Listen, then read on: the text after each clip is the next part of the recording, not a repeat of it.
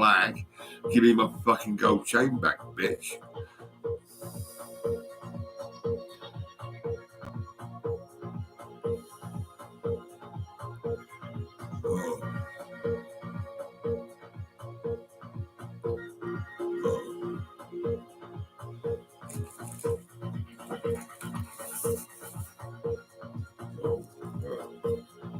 just Wilkinson. I've got loads of Wilkinson swords. Yeah. I don't even use it. I mean,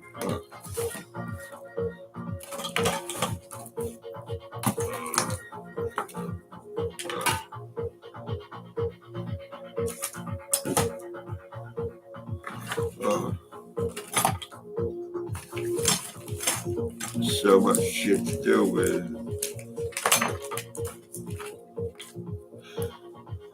Oh.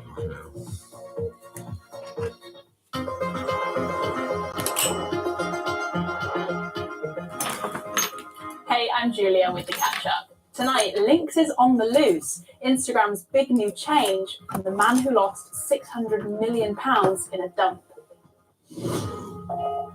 But we'll start in Los Angeles, where five Yeah, but I mean, do wildfires I give are a fuck ripping about that? I mean, thousands of acres so one in the person wider lost city. 600 The million blazes pounds. have led to more than Who gives a fuck? I 130,000 don't give a people fuck. being I driven mean, out of their homes. fuck Adam you, Brody and motherfucker. Leighton Meester are amongst the A-listers who have lost their houses, as well as Paris Hilton, who took to social media saying she was, quote, heartbroken to see her house burn down live on TV. Oh, Some other stories now. A man has tried to sue the Newport Council after they refused him entry to the dumping ground. He wanted to access to search for a hard drive that was mistakenly thrown away. The hard drive had £598 million worth of Bitcoin on it, but the judge has thrown his case out. Bitcoin's a load of bollocks. I mean, Instagram or fuck me. Threads What a load will of no longer shit. be able to opt out Scamming of being shown bastards. I mean, political fuck content, off. even if it's from people Bitcoin's a load who of don't bollocks. follow. That's what parent company Meta have announced. The change will happen in the US this week before it's expanded globally next week. But critics worry that it risks spreading disinformation. And 2 lynx have been captured in the Scottish Highlands after they were illegally set free and then spotted on Wednesday. They're now being cared for before they get transferred to Edinburgh Zoo. And here's 10 seconds of high fashion history. Italian fashion house Dolce & Gabbana are bringing an exhibition to Paris, showcasing their collections throughout the years. Launching on the 10th of January, it'll include immersive experiences and access to one-of-a-kind pieces. That's you all caught up now. Have a good night.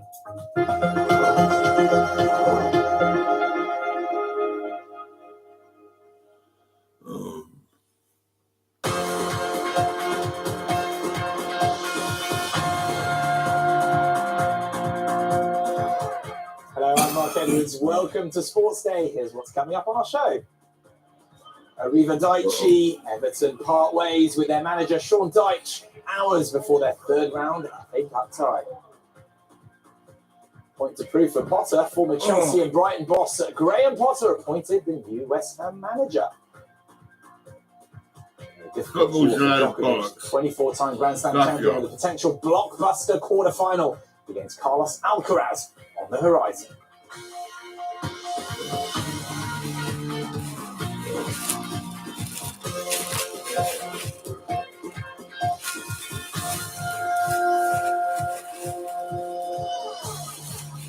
And thanks for joining us on Sports Day. We start with football and the news that Everton have sacked their manager, Sean Dyche. The 53-year-old departure was announced on Thursday, just hours before Everton hosted League One side Peterborough in the third round of the FA Cup. Darren Onkushakin looks back at a tumultuous time on Merseyside. It was a relationship that began like so many others, with a smile. Sean Dyche joined Everton as manager in January 2023, and his impact was immediate. Everton win for the first time in 9 Premier League games. Day one for Sean Dyche has gone very well indeed. Yeah, Prior to his it's a load arrival, of the club bollocks. was once again Kick a flirting ball with in and go, relegation. oh yeah, Despite the 7 ball's going defeats in his across first 18 games, floor, like, there Dyche it led goes. Everton to safety. Oh look, it's, Everton have survived again. look, it's The scored a following goal. season So brought fucking consolidation, what? I mean, a who gives a 15th place fuck? finish in the league despite a 6-point deduction for profit and sustainability Wankers, breaches, and a first wankers. finish That's and what win you against rivals fucking Liverpool are. in 14 years. The 244th Oh, fuck Merseyside off. derby is season-defining. You're all for fucking Everton spastics. and You know what I mean? Liverpool. Fuck off. A disastrous start to the current campaign piled the pressure on, but despite an upturn in results, supporters began to tire of the style of football and were casting their eyes at a former flame. With Everton now under the stewardship of new owners and next season moving to their brand new Bramley-Moore Docks Stadium, the focus is firmly on the future, one they decided didn't include Sean Dyche. Dan Ogunshakin, BBC News. As we just heard in Dan's report, the future didn't include Sean Dyche, but Everton's immediate future saw captain James Coleman and under-18 head coach Leighton Baines put in temporary charge, starting with that FA Cup third-round tie with Peterborough just a few hours after the announcement of Dyche's sacking. Everton winning 2-0 at home despite the day's events. It's not been that difficult, this is what we do. Players play football, coaches coach. It was just a little bit different today. It's a load of bollocks. The circumstances in which it happened. It's never nice when a manager loses his job, but then everyone had to get on with their jobs as well. There was a game of football in front of us all. So we had to do what we know how to do. Two other matches in the FA Cup on Thursday. Fulham putting Watford to the sword 4-1 at home, while Cardiff, who sits second bottom of the Championship, beat host Sheffield United 1-0 to put their places in the fourth round. One match in the Scottish Premiership, Rangers missed a chance to take a bigger dent out of Celtic's lead at the top of the league. With a 1-1 draw at Dundee, Rangers currently 15 points behind Celtic. Anyway, while Everton wave goodbye to their manager, West Ham are saying hello to their new manager. After 20 months out of management, Graham Potter has returned to the dugout, signing a 2.5-year deal at the London Stadium. Potter says he's joining a club with a big tradition and big history. He says it feels a little bit like Christmas and he's raring to go again in the Premier League. Joe Vinsky has more. This is the opening he's waited nearly 2 years for. Good morning.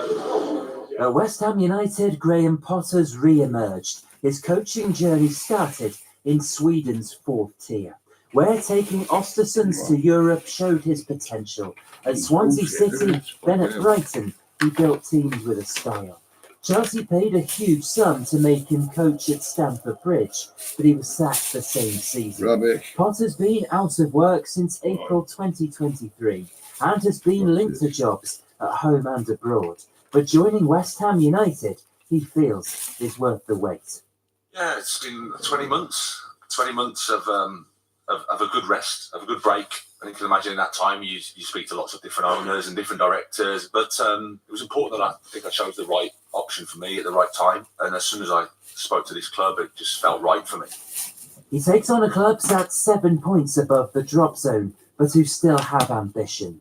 With David Moyes, West Ham won the Europa Conference League, but he left in the summer when they just finished ninth. Julian Lopetegui was brought in to help them build, but £100 million of signings have so far brought mixed results. Potter's first job is to help them survive. I think having taken a step away from Moyes, it's identified a few more challenges that we probably thought were there. I'd like to think that Potter's going to actually be able to get the best out of some of the players that we do have. I think for Potter to come in, hopefully he can stabilise things, help us have a better second half of the season, and then kind of build from there, and hopefully next season bring us back to where I suppose we'd actually hoped to be at the beginning of this season. I'm comfortable in my own skin. I'm comfortable with who I am and what I've done. And life is about taking the successes and accepting the setbacks and accepting the defeats and accepting the mistakes or whatever you want to call it and dealing with it and making you stronger. Potter's time at Chelsea lasted less than 7 months. It was the first major setback in his long rise as a coach. But after frustration, there's been 20 months of reflection. West Ham United is Graham Potter's next project. Joe Linsky, BBC News. Tennis and the draw for the Australian Open has been made. Novak Djokovic going to have to do it the hard way in Melbourne. He's to win his 25th Grand Slam title. Djoko could play reigning French Open and Wimbledon champion Carlos Alcaraz in the quarter-finals and could then have to face world number 2 Alexander Zverev in the semi-finals. On the women's side, 2 matches between former Grand Slam champions with 2-time winner Aryna Sabalenka up against former US Open champion Sloane Stephens in the first round, while Coco Gauff will also start against former Australian Open winner and fellow American Sophia Kenin. Our tennis correspondent Russell Fuller is in Melbourne for us. Jacob Fernley's first experience of the Australian Open is going to come against Nick Kyrgios, assuming the Australian has recovered from an abdominal strain. There will be quite an atmosphere for Fernley who is starting to make waves, having only graduated from Texas Christian University last May. Only one British player must face a seed in the first round. That's Emma Raducanu, who's up against Yekaterina Alexandrova. And there's a real incentive for Jodie Burrage and for Sonny Cartel. If they win their first round matches, they are very likely to be facing Coco Gauff and the defending champion Arina Sabalenka, respectively, in the second round.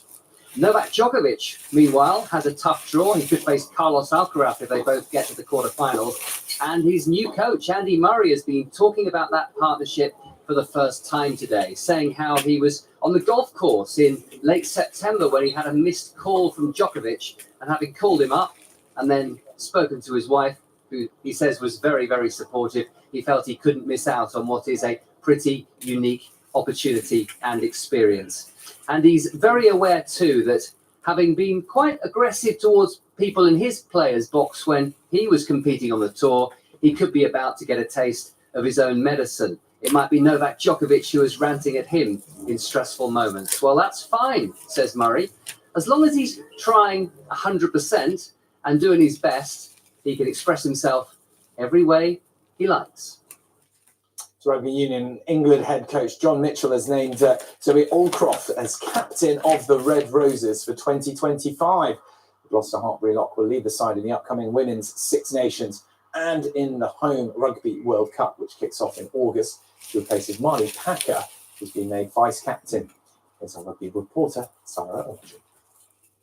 Clearly, John Mitchell has been thinking about this very situation, possibly since the Red Roses not just played during their WXV campaign last autumn, but maybe all the way back until the last Six Nations campaign.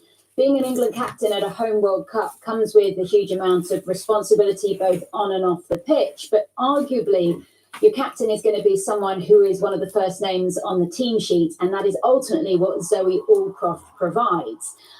She was the World Player of the Year back in 2021. She's recently helped Gloucester Hartbury in Premiership Women's Rugby deliver the last two titles. They'll certainly be in the mix this season again. She is an excellent rugby player, and for that reason, you can see why she's been given the captaincy, whilst Marley Packer didn't start every match for England in their last year, back in 2024. At the time, we were told it was because Packer had to manage her body. She's 35 years old now. That's not to say that she can't compete at the highest level. She certainly can. But it was that understanding that maybe she needed a bit more rest than other players did. Now, it's not to say that Marley Packer is not going to be involved in this World Cup campaign at all. She has incredible attributes. She was a World Player of the Year only back in 2023, but she just perhaps isn't quite up there when it comes to such a competitive back row position. I mean, Packer really does have to focus on securing her place in the team. That is sadly all the time we've got left for now. Just a quick reminder of our top story that Sean Dyche has been sacked as Everton manager. You can get more on that story and all the latest sports news on the BBC Sport app or from our website at bbc.com/sport. But from me, Mark Edwards, and the rest of the team here at the BBC Sports Centre, I'll see you soon. Bye-bye.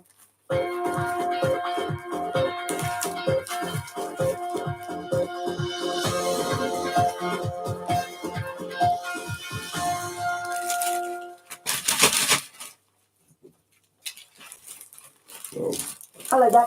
Winter continues to hold a firm grasp across the country. So it'll be a freezing Friday in store. Yes, a frosty start with some freezing fog as well first thing in the morning. Gradually it's moved into sunny spells, but as we head towards the weekend, something a little less cold on the horizon. But still under this influence of high pressure, still the wind direction coming from the north. The only exception is in far southwest.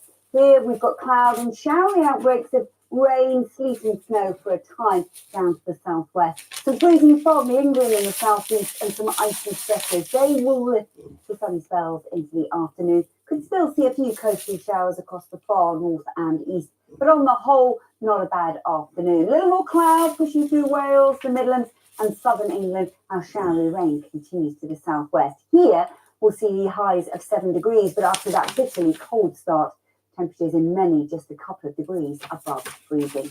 And that is going to lead to another cold, frosty start into the weekend. Once again, our weather front starts to drag more cloud in from the west, though, here preventing those temperatures from falling too far. But in sheltered central and eastern areas, once again, a widespread hard frost on Saturday morning. So Saturday will gradually see more cloud pushing in on this weak weather front. Not that much in the way of rain on it. A few slippery spots of showery rain from time to time.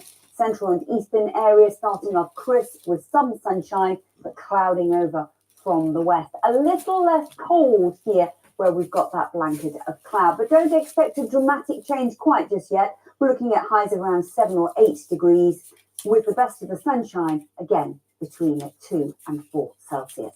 Now, as we move out of Saturday into Sunday and the week ahead, it looks likely that the wind direction will change. A southwesterly flow will drive in weather fronts to the far north and west, but milder air right across the country. So we will start to see a change by the middle part of the week for all of us. It takes its time in arriving across central and southern England, but by the middle of the week, we're back to double figures.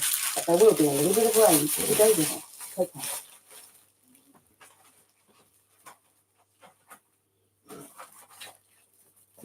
Discovering the world's table, we travel the globe, unearthing the history behind our most celebrated dishes. This is like a work of art, meeting the people preserving local ingredients and those adapting traditions for modern tastes. They call people from here potatoes. Potato people? Yeah.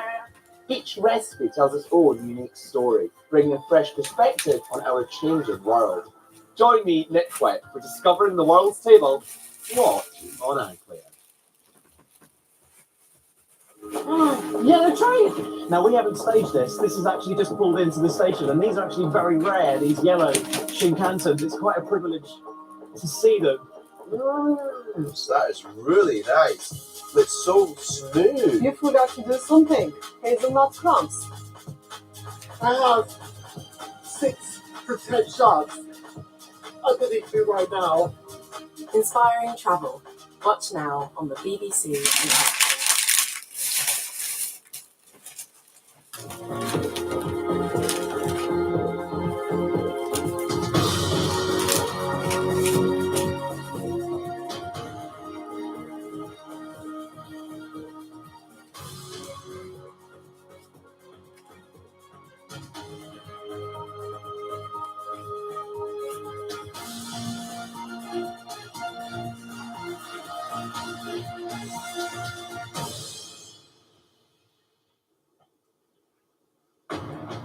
Live from London, this is BBC News. The worst wildfires in the history of Los Angeles. This is what they've left behind. Whole neighborhoods razed to the ground. The National Guard has been deployed amid reports of looting. This is the scene live from the city where thousands of buildings have been destroyed and around 180,000 people have been ordered to leave their homes. Some residents have started returning to their burnt-out houses to pick through the ashes of their lives. I just wanted to see if anything's left. We had everything, like the sentimental things. Like my mom passed away. I had only a few things of hers left. Altadena, also coming up. Donald Trump's sentencing will go ahead later today after his last-minute attempt to suspend the sentencing of his hush money case was blocked by the US Supreme Court. And new figures have shown that 2024 was the hottest year since records began.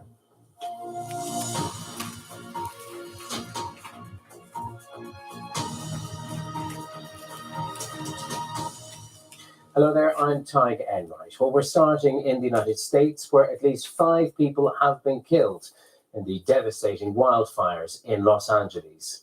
These are live pictures of LA, where around 180,000 people have been ordered to leave their homes. Many neighborhoods have been left unrecognizable. Residents have described the firestorm as apocalyptic. Officials say that thousands of homes and other structures have been damaged or destroyed, AccuWeather estimates the damage is expected to be worth at least $135 billion and up to $150 billion.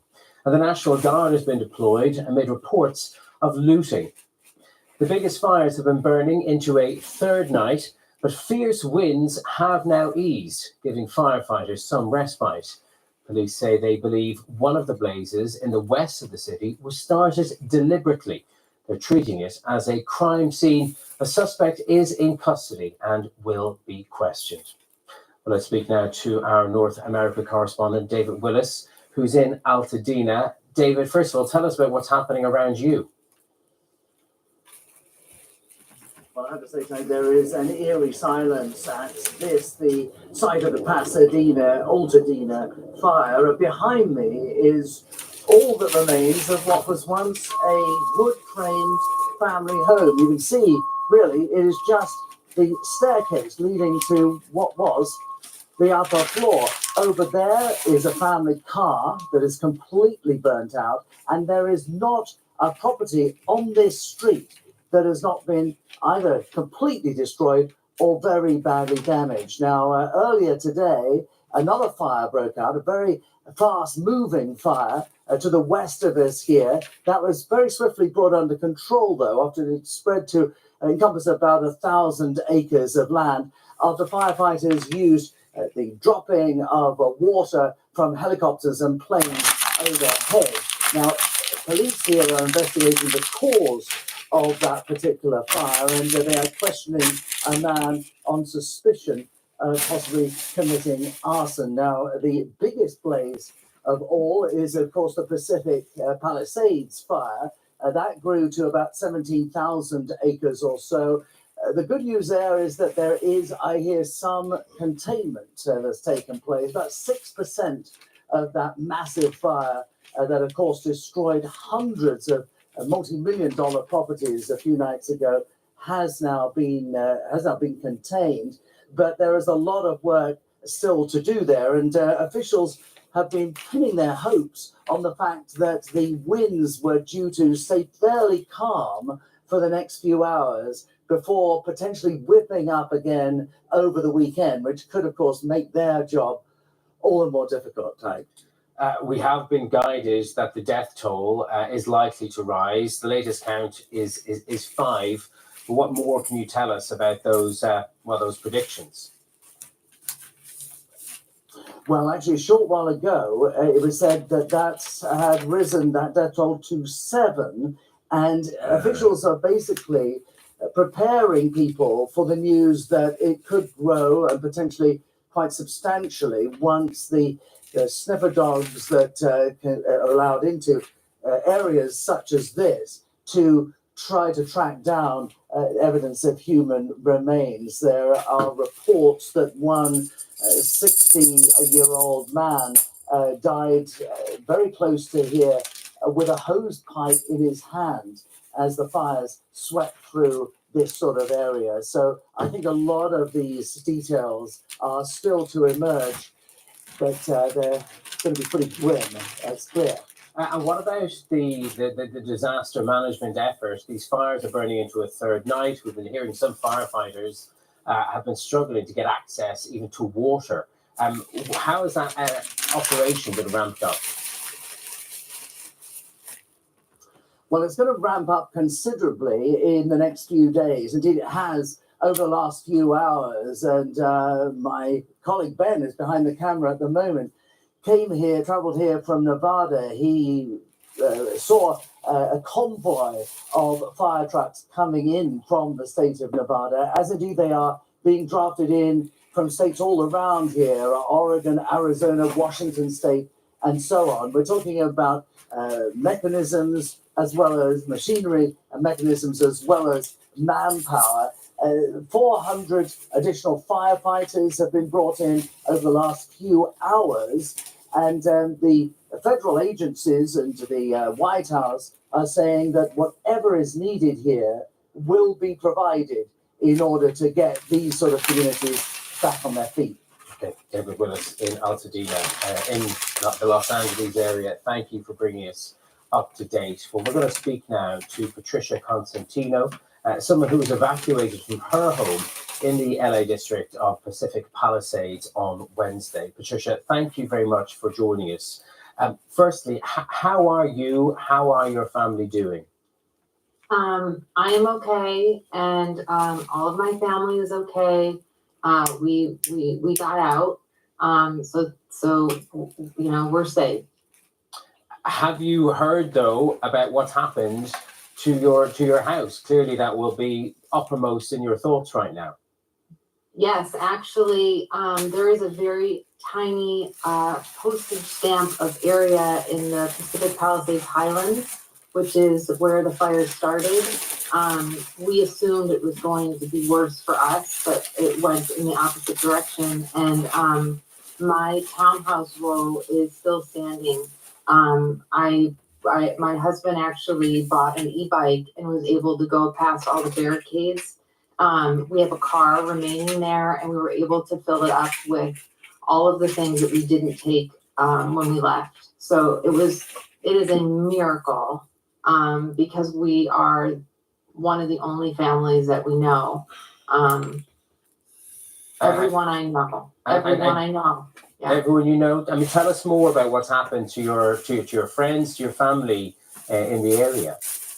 Well, when he rode through town, there is nothing left. When they say the fire is contained, I want to just speak on that for 1 second. A fire is like something alive, and it wants to eat.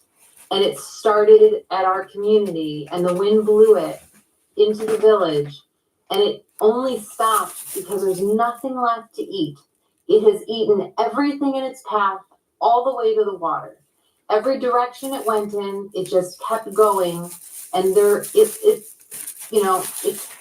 nothing left in the entire town. Every school is gone. All of our grocery stores, our library, the theater where my daughter did community theater. Every memory we ever made in 20 years, those places do not exist. All of our businesses, my business was right in the village. It is burned to the ground. Every time I get on my phone, it's someone else, someone else, someone else, someone else, someone else. Patricia, the whole world is so sorry to hear about what you, your family, your friends, your neighbors are going through. And we do all hope that you manage to restore your lives to some kind of normality very soon. Thank you for sharing your experience with us today on BBC News. Now, there have been some pretty incredible scenes and stories of rescues and bravery coming out of Los Angeles as people fled their homes. Many neighborhoods now look like this, completely deserted for block after block. Many people who've escaped have spoken of the speed with which the fire spread, including Aaron Sampson, who helped his father-in-law get out. Here's their story. We've just been evacuated. We've just been evacuated from this Good Samaritan's car. You got it, Dad. We're having to walk. This is crazy. There's a fire right outside our car. We got it. Not that way, Dad. My father-in-law has Parkinson's. He can barely move. This was a heroic effort on his part. Very wobbly. Here, let me try to get you home. Which way do I go? This way, Dad, to the sidewalk. I went outside. I saw smoke and fire near my father-in-law's house and realized we need to go. The problem is we didn't have a car. By circumstance, we had no car in the house. I ran up and down the street where he was, Glen Haven, finally found a neighbor who was willing to swing by and pick us up. Most people had already gone at that point.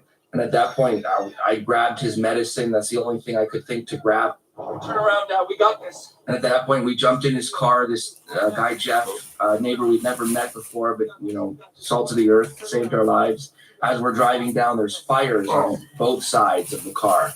We're driving, we're suddenly seeing fires. You can feel the heat. And then the fires were getting closer and closer. And at that point, just being stuck there, surrounded by fire, the policemen started running up the street. Get out of the car! Get out of the car! And started screaming. You don't really realize how serious it is. You don't think this is a life-threatening situation. The story there of Aaron Sampson and how he got himself and his father-in-law to safety. Do stay with us here on BBC News. We'll bring you the latest developments as those devastating wildfires in Los Angeles burn into a third night. We're staying in the US now. The US Supreme Court has denied a last-minute bid by President-elect Donald Trump to halt his sentencing in the hush money case. The top court rejected Mr. Trump's emergency application seeking to block Friday's sentencing by a 5-4 vote. He'd been convicted by a New York court of covering up payments made to an adult film performer. Two conservative judges on the court joined the three liberals to reject Mr. Trump's bid to delay the hearing. This was his reaction. Well, they called for an appeal, and as you know, they acknowledged what the judge said about no penalty, and there's no penalty. But we're going to appeal anyway, just psychologically, because frankly, it's a disgrace. It's a judge who shouldn't have been on the case. He's a highly conflicted judge. And they called for an appeal. So I read it, and I thought it was a fair decision, actually. So I'll do my little thing tomorrow. They can have fun with their political opponent. As you know, I'm under a gag order from the judge. He's the first. This was an attack of a political opponent. And if you take a look at it, I'm not supposed to be talking about it, so I won't. Well, that sentencing will be brought down later today. We spoke earlier to a former federal prosecutor, Sarah Kristoff, for her thoughts. I'm not particularly surprised this is where they ended up. The 5-4 ruling here does show, again, how divided the court is. I imagine it was a very contentious day there as they sorted this out.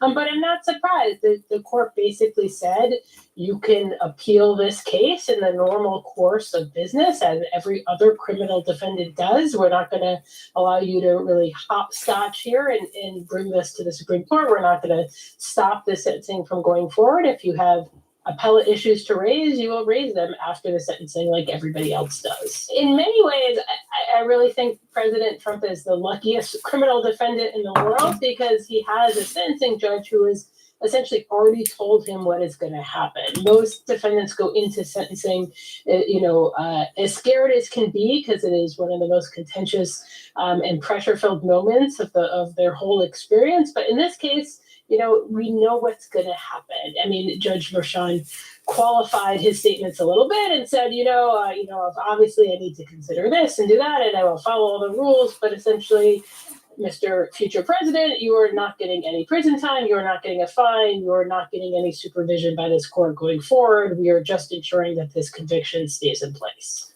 Well, Donald Trump has chosen the same day as his sentencing to announce within the past hour that he's arranging a meeting with Vladimir Putin.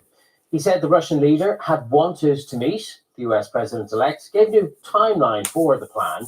Mr. Trump has promised to negotiate an end to the war in Ukraine soon after he takes office.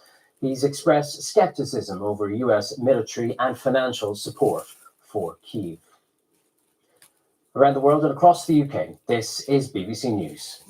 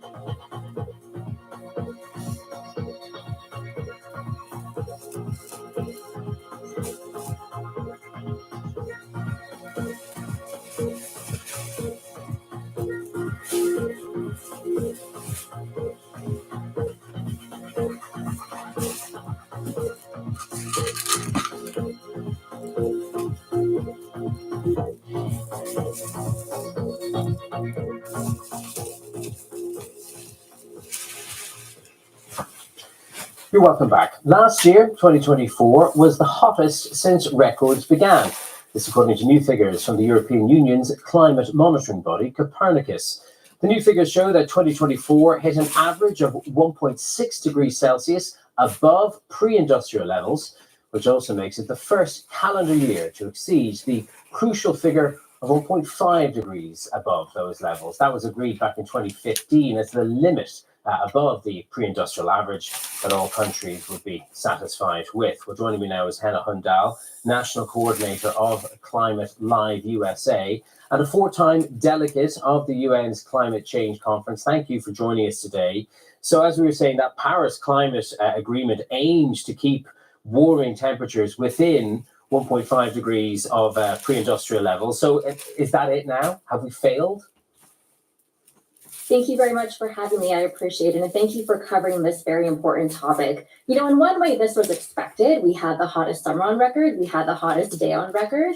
So it's not too far of a stretch to imagine that we'd have the hottest year on record. But I don't think that expectation diminishes how concerning this really is. I mean, you brought up the Paris Agreement. Let's remember, it was 1 decade ago, in 2015, that 196 parties from around the world, climate scientists from around the world, gathered in France and said that we need to keep global average temperature increase well below 2 degrees Celsius and preferably under 1.5 degrees Celsius above pre-industrial levels. And unfortunately, we have continued to breach that mark. And now the fact that 2024 is the hottest year on record is really concerning that we're going to breach that mark in sort of a long-term way. And the impacts that we were warning about, those irreversible impacts, if we breach that threshold, might be in our near future. So it's very concerning news. And even if the climate change conference parties actually put their heads together, reduce carbon emissions in a really meaningful way, can it be turned around? Is there a way of turning back the clock on temperature rises?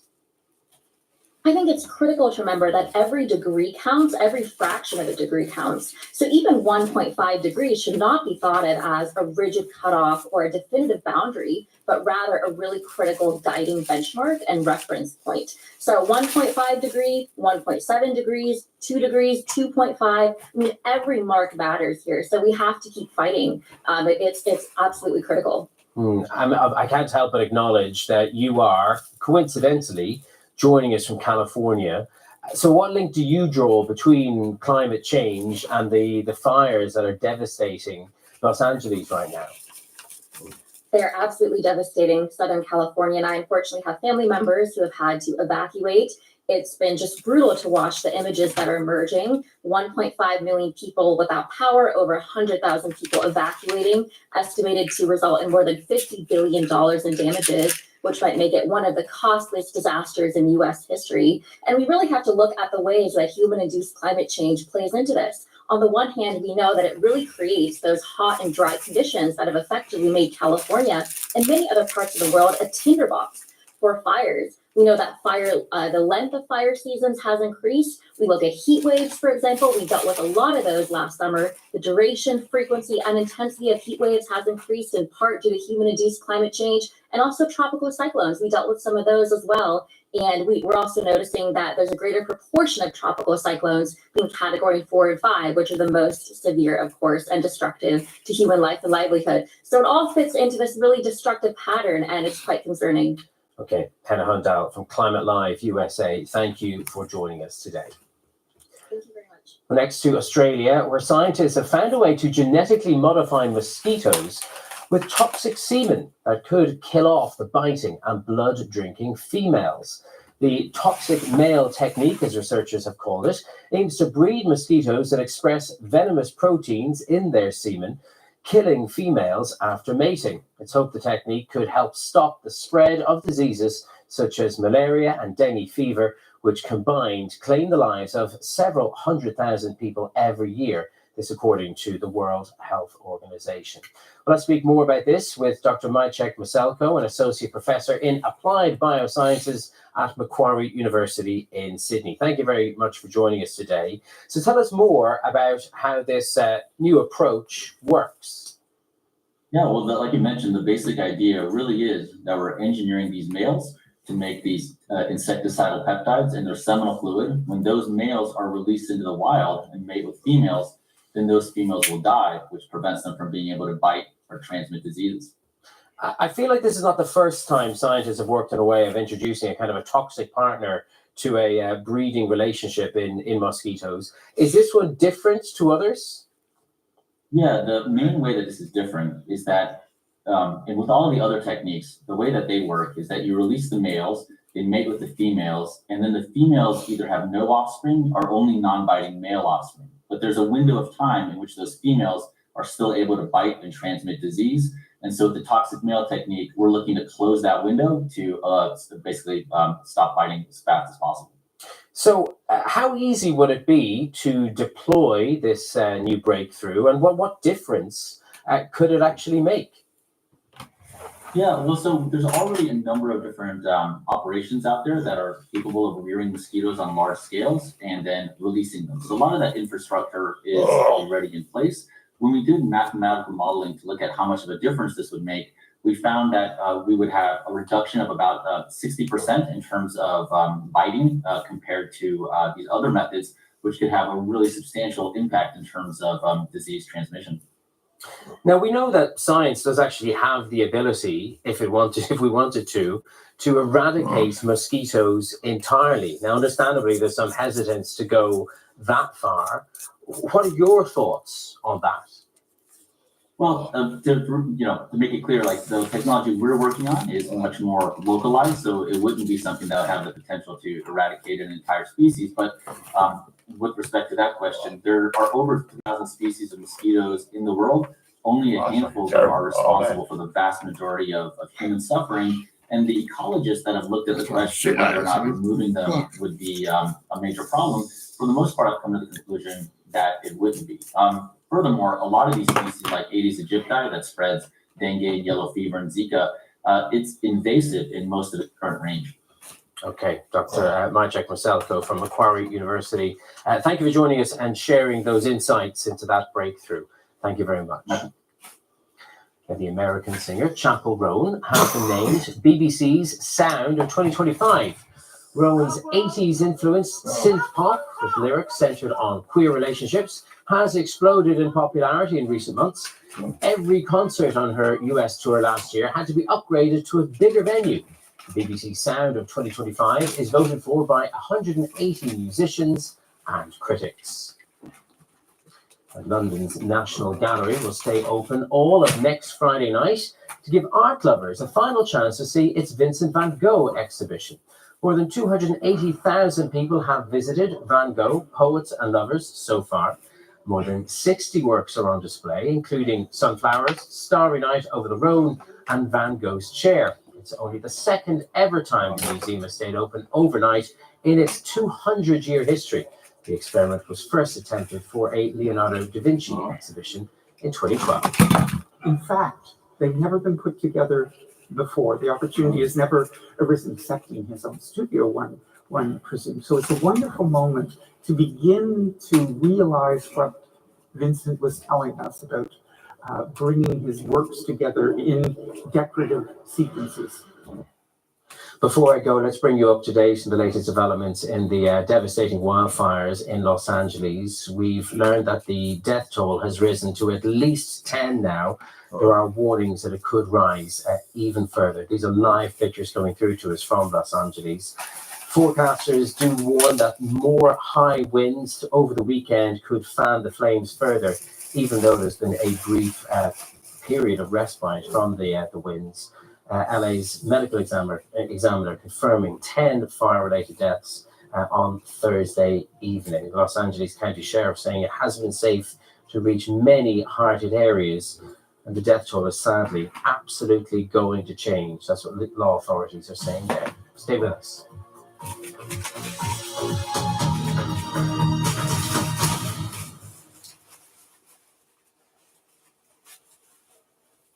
Hello there. Winter continues to hold a firm grasp across the country, so it'll be a freezing Friday in store. Yes, a frosty start with some freezing fog as well first thing in the morning, gradually lifting to sunny spells. But as we head towards the weekend, something a little less cold on the horizon. But still under this influence of high pressure, still the wind direction coming from the north. The only exception into the far southwest. Here we've got cloud and showery outbreaks of rain, sleet and snow for a time down to the southwest. Some freezing fog lingering in the southeast and some icy stretches. They will risk the sunny spells into the afternoon. Could still see a few coastal showers across the far north and east But on the whole, not a bad afternoon. A little more cloud pushing through Wales, the Midlands and southern England, as showery rain continues to the southwest. Here, we'll see highs of 7 degrees, but after that bitterly cold start, temperatures in many just a couple of degrees above freezing. And that is going to lead to another cold, frosty start into the weekend.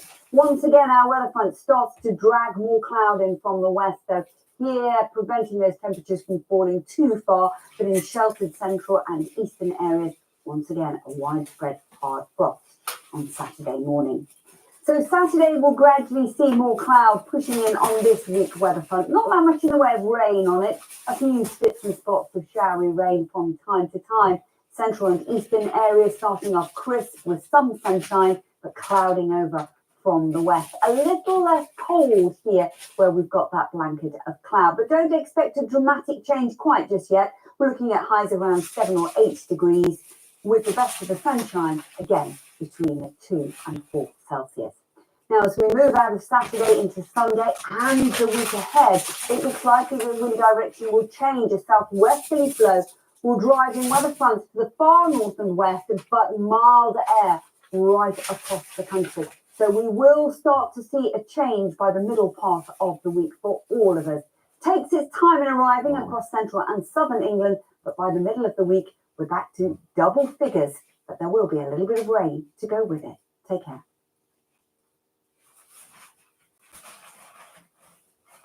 There's a real battle going on the beach here. Must be more than 100 migrants. An incredible amount of security for Mr. Yunus. The people here elated that he has finally arrived in Bangladesh. We just heard what sounded like some grenades from the Israeli army, and now you can hear the sirens are going off, telling us to get out of the area. 27 years since we've witnessed a moment like this. Labour winning from opposition. People picking up mud, throwing it at the king. The depth of anger here, fury is just extraordinary to see. And the fact that China feels so confident to have us here shows its own confidence in its growing space ambition. This is an extraordinary political comeback. The former president and now future president as they look up to rush with jet. Missiles do terrorise, but thus far they haven't weakened Ukrainian resolve. But if the risk to life increases, that will impact morale. We're so close to North Korea. The border is just there behind us, and there is no fencing whatsoever. This is Darfur, which has seen all the worst. Ethnic cleansing, starvation. It happened here 2 decades ago. It's happening again. This is the main road between Beirut and the south of the country. Thousands of people have been trying to go back to their homes.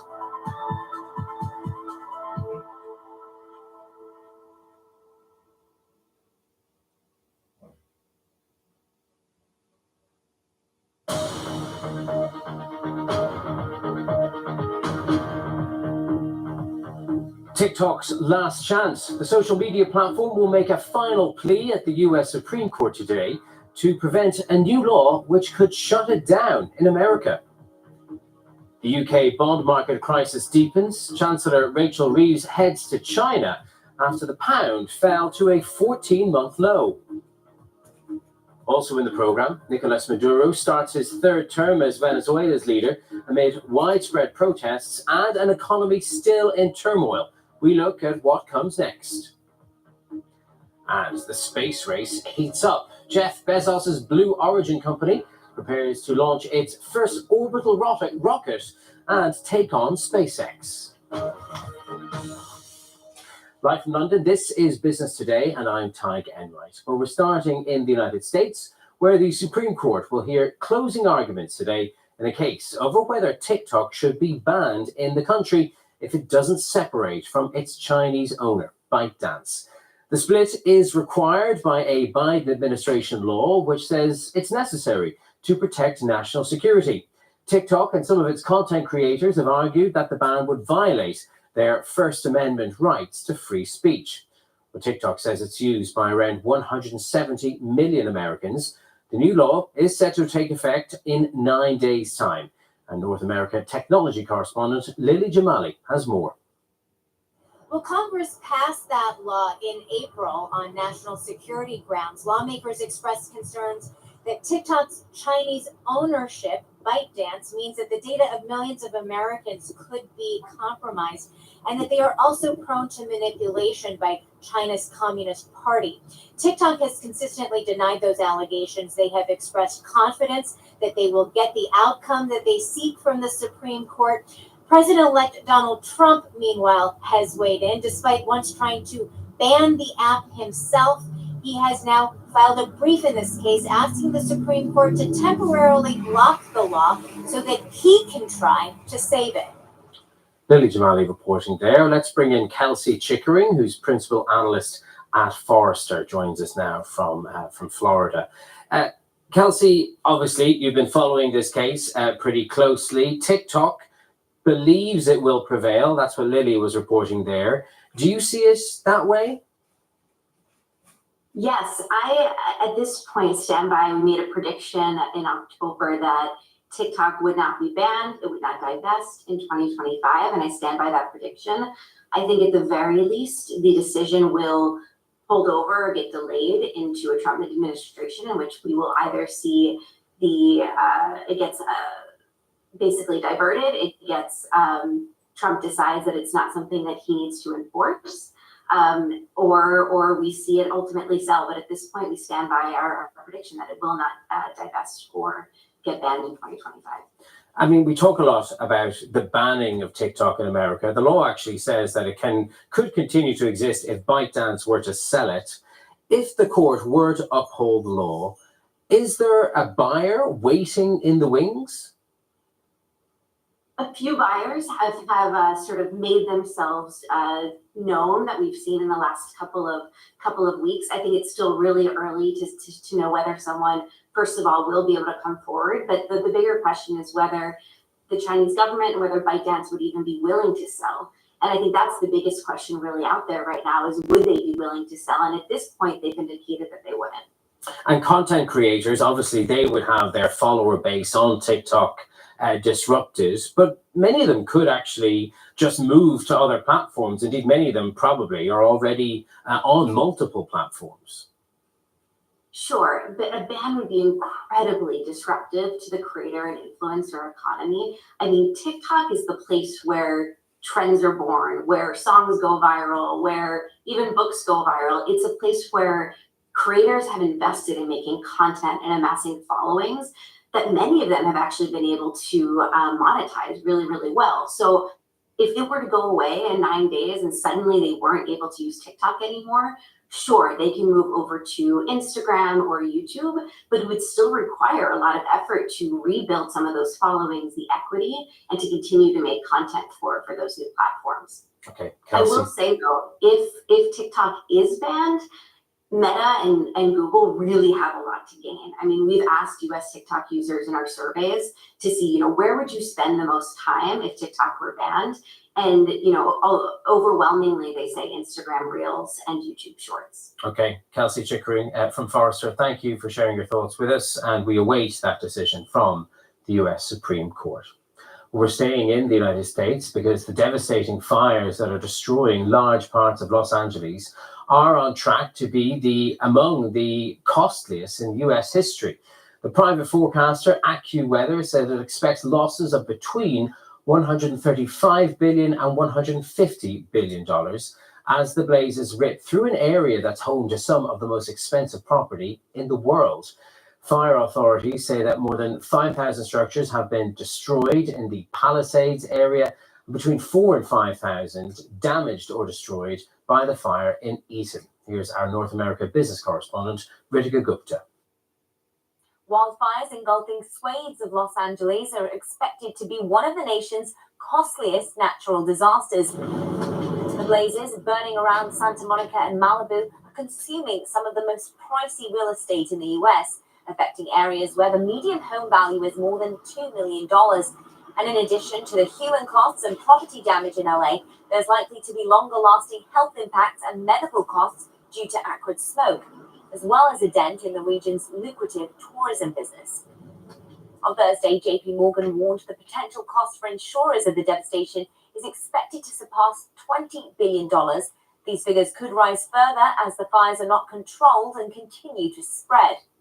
And many affected homes were not insured. Some of the biggest insurers hit by hurricanes and other natural disasters over the years have ceased writing or stopped renewing policies in high-risk coastal and wildfire areas like Pacific Palisades. Hurricane Katrina in 2005 is the most expensive U.S. natural disaster, with an estimated cost of $200 billion, according to National Oceanic and Atmospheric Administration. Blazes across California in 2018, including the Camp Fire, caused an estimated $30 billion of damage. Rishka Gupta there. In other news, the British government has been defending its handling of the country's economy after a turbulent day on the markets on Thursday saw the pound drop to its lowest level in more than a year and government borrowing costs surge to a 16-year high. The former Chancellor, Lord Hammond, has warned the economy is in a fragile state, but the Treasury insists there's no need for emergency intervention. Meanwhile, the Chancellor, Rachel Reeves, is on her way to China with a delegation of city executives as Labour seeks closer economic links with Beijing as part of its quest for growth. Let's cross to our Asia business hub, and Suranjana Tiwari is there for us. From the Chinese side, Suranjana, what are they hoping to achieve from the visit of Rachel Reeves?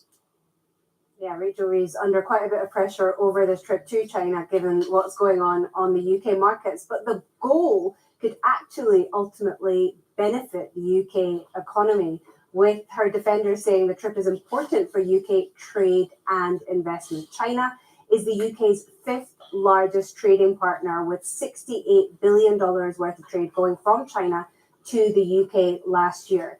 Now, Ms. Reeves will be the most senior British official to visit Beijing in 7 years, amidst, as you mentioned, a concerted effort by Labour to build bridges with China. And ties have been strained in recent years, with allegations of Chinese hacking and spying and its jailing of pro-democracy figures in Hong Kong. Now, Ms. Reeves is travelling to China with senior financial figures, including the Governor of the Bank of England and the chair of HSBC. As for what's in it for China, well, one of the main goals is more cooperation on financial services. China is moving up the value chain, and the UK could help given its expertise in services and financial services. China, of course, is expected to be at the sharp end of Donald Trump's aggressive trade policy, which could result in tariffs of up to 60% on all Chinese goods. Chinese officials are already contending with a rapidly declining currency and a stock market sell-off and a protracted property crisis. The UK is unlikely to be able to resist taking sides, but Rachel Reeves and her delegation might be hoping for something of an opportunity in amidst all those tensions. Okay, Suranjana Tiwari in Singapore, thank you for that. Well, let's speak a bit more about the UK side of all this. Anna MacDonald is an investment manager at Albury Capital Management and joins me from Edinburgh. Anna, thanks for joining us. What do you think is on the UK's shopping list specifically from this meeting? As your correspondent said, to try and boost financial services, which is an area of strength for the UK, and they look to cooperate where they can, is what they say, despite getting quite a lot of criticism, not only about leaving, going on this visit when the UK bond market is in a bit of turmoil, but also faced with those allegations around the hacking and the spying and various things. So I think they're trying to sort of carve out a kind of niche in financial services. Remember, we've got HSBC, one of the biggest banks. It's got a lot of interest in China, as does Standard Chartered. But it is, as your correspondent said, going to be quite difficult to resist the pressure from the new Trump administration. Do you think it will help that, unlike the EU and the US right now, trade tensions between the UK and China, well, they're not in the same place. I mean, for example, the UK is not levying tariffs on Chinese imported EVs like the EU and US are. But that's true, they're not. But I think that when it comes to how we'll be treated by our closer allies, such as the US, we still might face extraordinary pressure. If you think about when we used Huawei equipment for 5G, we initially said that we would stand alone and carry on using it, but then eventually caved to US pressure. So I think we would eventually always side with the US. We've been talking a lot as well about the situation that Chancellor Reeves leaves behind her here. The bond market government borrowing costs hitting a 16-year high, the pound at a 14-year low. Criticism from the opposition saying she should have stayed behind, called off the trip. I mean, would that have helped stabilize the market? Well, there are two aspects really. There is, as Darren Jones, her number two, said, these are global increases in bond yields that we're seeing, but it does seem slightly more extreme in the UK. So perhaps staying to reassure markets might have been an advantage, but then again, one could have been accused to overreacting and trying to try too hard. The problem is that business confidence has fallen since the budget, and this has put an awful lot of pressure on whether we are actually going to deliver the economic growth that Reeves needs in order to be able to deliver what she said that she's going to do, which is that she's going to have a fiscally responsible outlook, that we're going to be able to grow our way out of what are actually quite difficult financial circumstances. Okay, Anna MacDonald from Albury Capital Management, thank you very much for joining us. In other business today, prices for resold event tickets in the UK are set to be capped to prevent professional touts reselling them at heavily inflated levels. The British government said it would crack down on ticket touts that are fleecing the public and address the lack of transparency in dynamic pricing models. Last summer, thousands of Oasis fans complained about ticket prices to see the band's reunion tour. The world's largest asset manager, BlackRock, has announced it's pulling out of a climate change industry group known as Net Zero Asset Managers. The financial firm said its membership had caused confusion on BlackRock's practices and advises legal inquiries from government officials. In November, BlackRock and some of its rivals were sued by 11 Republican-led US states over its environmental agenda, but the company denied any wrongdoing. Around the world and across the UK, this is BBC News.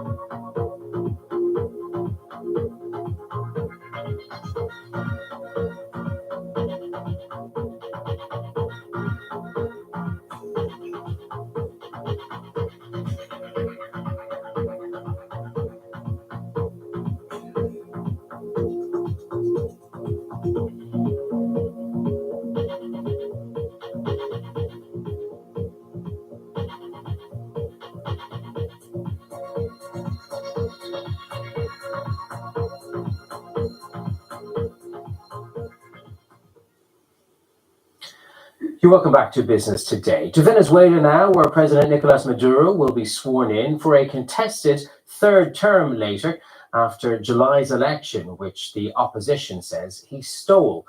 The opposition says its leader, Maria Corina Machado, was briefly detained after addressing protesters who opposed the inauguration, a claim the government described as false. Mr. Maduro begins his third term with a slightly better economic picture. In February, Venezuela finally said goodbye to the rampant hyperinflation that had seen price rises peak at more than 400,000% a year back in 2019. Well, now annual inflation is more manageable, still pretty high though, at around 50%.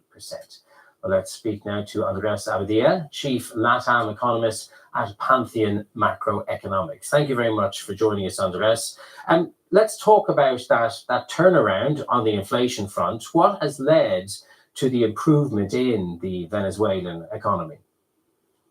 Well, many factors. The main one is that many sanctions have been reduced basically from the US, and also we have been more dynamic in terms of trade, and that has been able to reduce inflation. But inflation is running more than 50% year over year. And not only that, the economic picture in Venezuela is still daunting. Economic activity, real GDP increased about 5% year over year in 2024. but you have to take into account that there was a big collapse in economic activity in the previous 10 years. So any marginal improvement can be seen as positive, but overall the situation on the street is daunting. Poverty levels are extremely high. Inflation likely will continue to increase over the coming months if Maduro remains in power. And the situation of the economic outlook for Venezuela is very complicated. As you say, a loosening of sanctions has helped the economic picture. It is dependent on foreign trade, dependent on selling its oil. And I wonder what difference do you think the incoming Trump administration in the United States could make? Well, what we have seen so far, or the recent statements, is we probably see that Trump administration will be or take a tougher line than President Biden.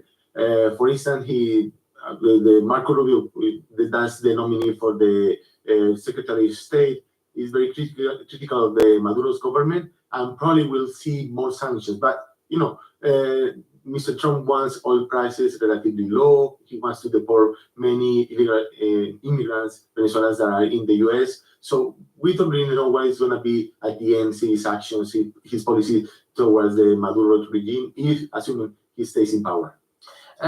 What about the links that there are between Venezuela and China, close political links, but of course the Chinese economy has been underperforming of late. Could that undermine the picture in Venezuela? Yes, indeed. But not only that, I mean, the most close allies of Venezuela, Russia, and say Iran, and all these countries are, deep in, with their own challenges. So the situation there, I mean, we won't see that it would be big support in the current circumstances.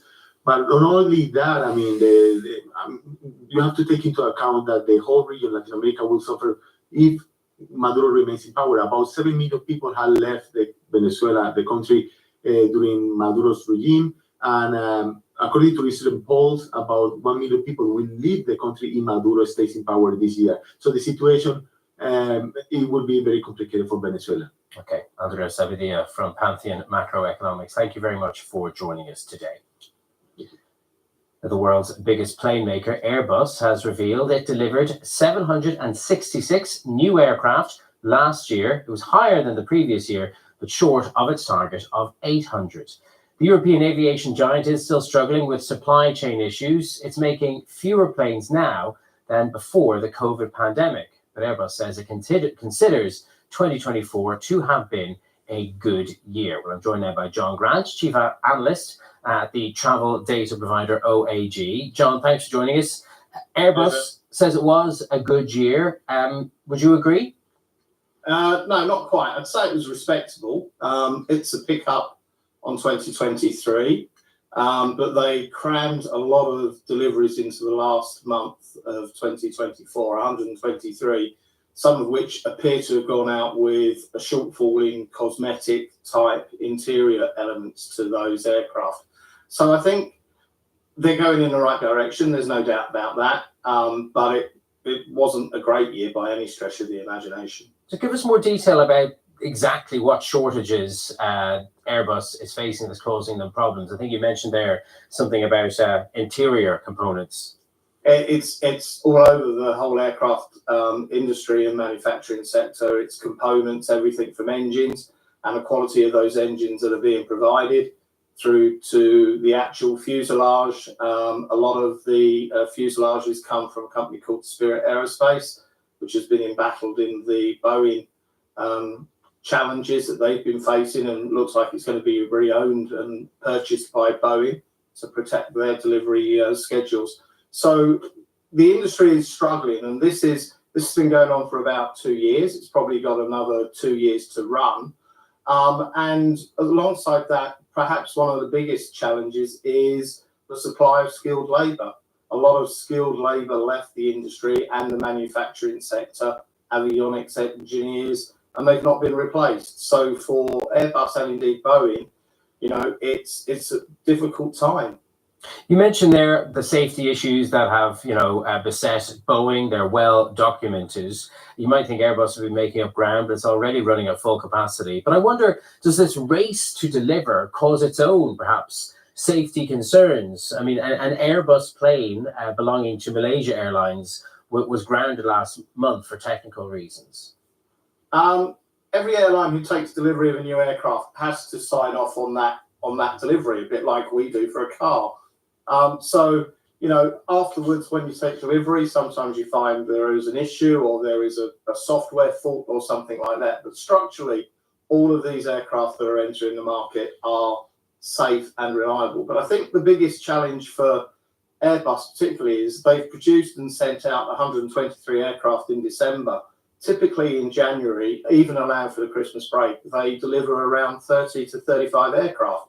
So they've got some blockages in their production line for sure that they need to resolve in the coming years. John Grant from OAG, thank you for that. You're welcome. The same with aerospace, but heading into space. The space company, founded by the Amazon founder, Jeff Bezos, is due to launch its first orbital rocket this weekend. The launch at Cape Canaveral in Florida is a big milestone for Blue Origin as it competes with Elon Musk's SpaceX and the New Zealand firm Rocket Lab, both of which are already running missions for NASA and others. There is a growing number of satellites being launched now as new technologies help more and more private companies make money from them.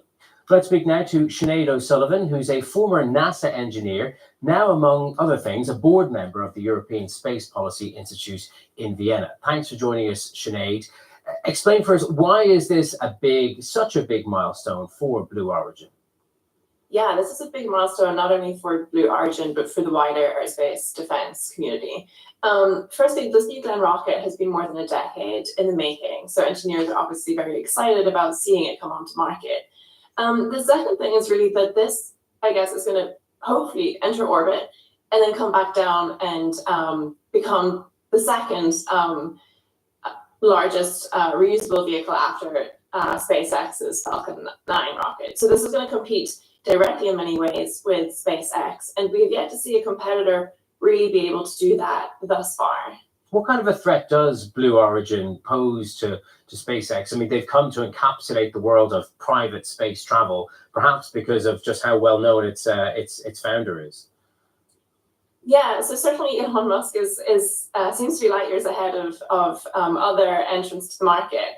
But SpaceX is not immune from competition itself either. You know, I think with the entrance of a new heavy launch vehicle in the segment, is certainly going to spur on innovation from SpaceX, but also what is going to be really interesting is to look at cost-wise. Is SpaceX going to have to lower the cost of access to space for its customers? Now, there are obviously lots of payloads to be launched, and certainly New Glenn vehicle is coming with Amazon's Kuiper kind of satellite communication constellation, which will mirror in many ways the Starlink constellation. So whether or not they are able to eat into each other's customer base outside of their own kind of internal projects will remain to be seen. How profitable is this business? Because when you hear about so many wealthy men spearheading these companies, you get the sense that it is a bit of an unprofitable vanity project. Yeah, that's an interesting way to put it. I think what we've seen in the last decade is that the profit center for launch has certainly shifted.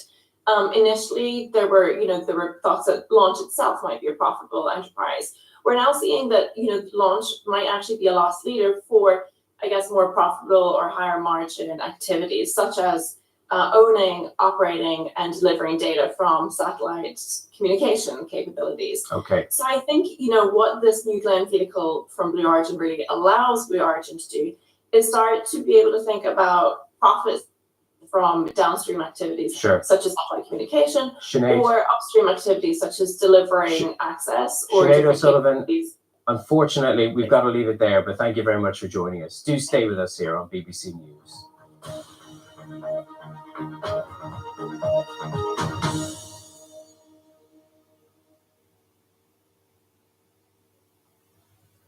Hello there. Winter continues to hold a firm grasp across the country, so it'll be a freezing Friday in store. Yes, a frosty start with some freezing fog as well first thing in the morning, gradually lifting to sunny spells. But as we head towards the weekend, something a little less cold on the horizon. But still under this influence of high pressure, still the wind direction coming from the north. The only exception into the far southwest, here we've got cloud and showery outbreaks of rain, sleet and snow for a time down to the southwest. Some freezing fog lingering in the southeast and some icy stretches. They will lift to sunny spells into the afternoon. Could still see a few coastal showers across the far north and east, but on the whole, not a bad afternoon. A little more cloud pushing through Wales, the Midlands and southern England as showery rain continues to the southwest. Here, we'll see highs of 7 degrees, but after that bitterly cold start, temperatures in many just a couple of degrees above freezing. And that is going to lead to another cold, frosty start into the weekend. Once again, our weather front starts to drag more cloud in from the west, though here preventing those temperatures from falling too far, but in sheltered central and eastern areas, once again, a widespread hard frost on Saturday morning. So Saturday will gradually see more cloud pushing in on this weak weather front. Not that much in the way of rain on it, a few spits and spots of showery rain from time to time. Central and eastern areas starting off crisp with some sunshine, but clouding over from the west. A little less cold here where we've got that blanket of cloud, but don't expect a dramatic change quite just yet. We're looking at highs around 7 or 8 degrees with the best of the sunshine, again, between 2 and 4 Celsius.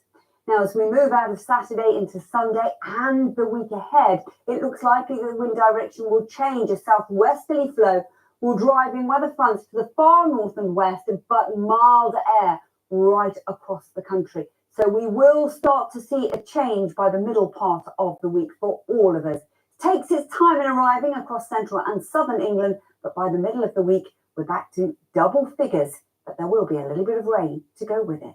Take care.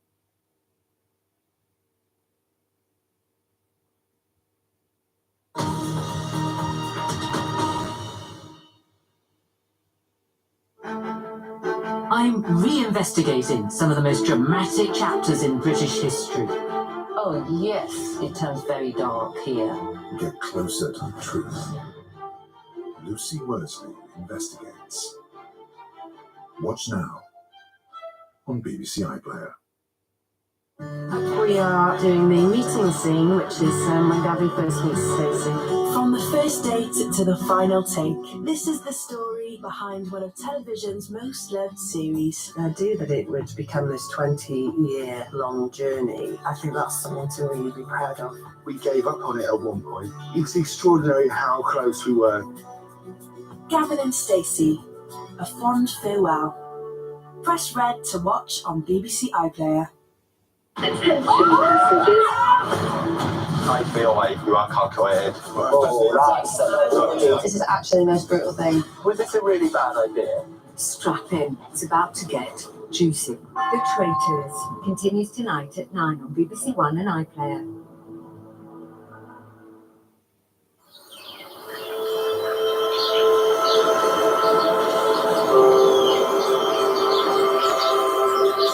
Hello and a very good morning to you from BBC One. Now, Friday begins with breakfast.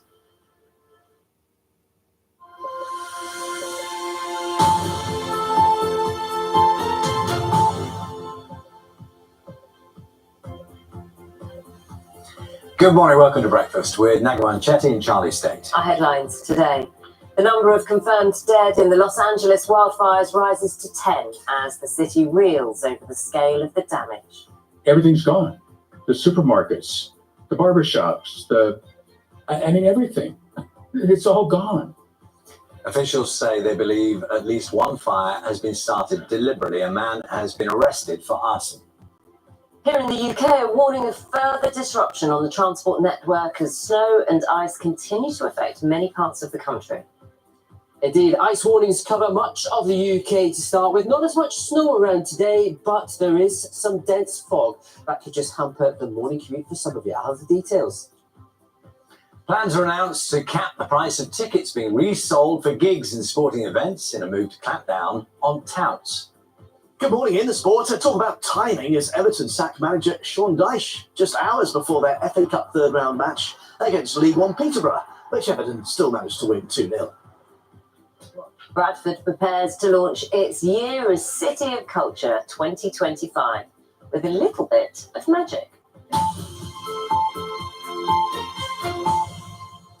Good morning, it's Friday the 10th of January. Our main story this morning, fire services in Los Angeles are warning that new blazes are still breaking out. fanned by strong winds while others are being brought under control. 10 people are now known to have died. The number of damaged or destroyed properties is estimated to be in the thousands. A man has been arrested on suspicion of arson in connection with one of the more recent wildfires to erupt in the region.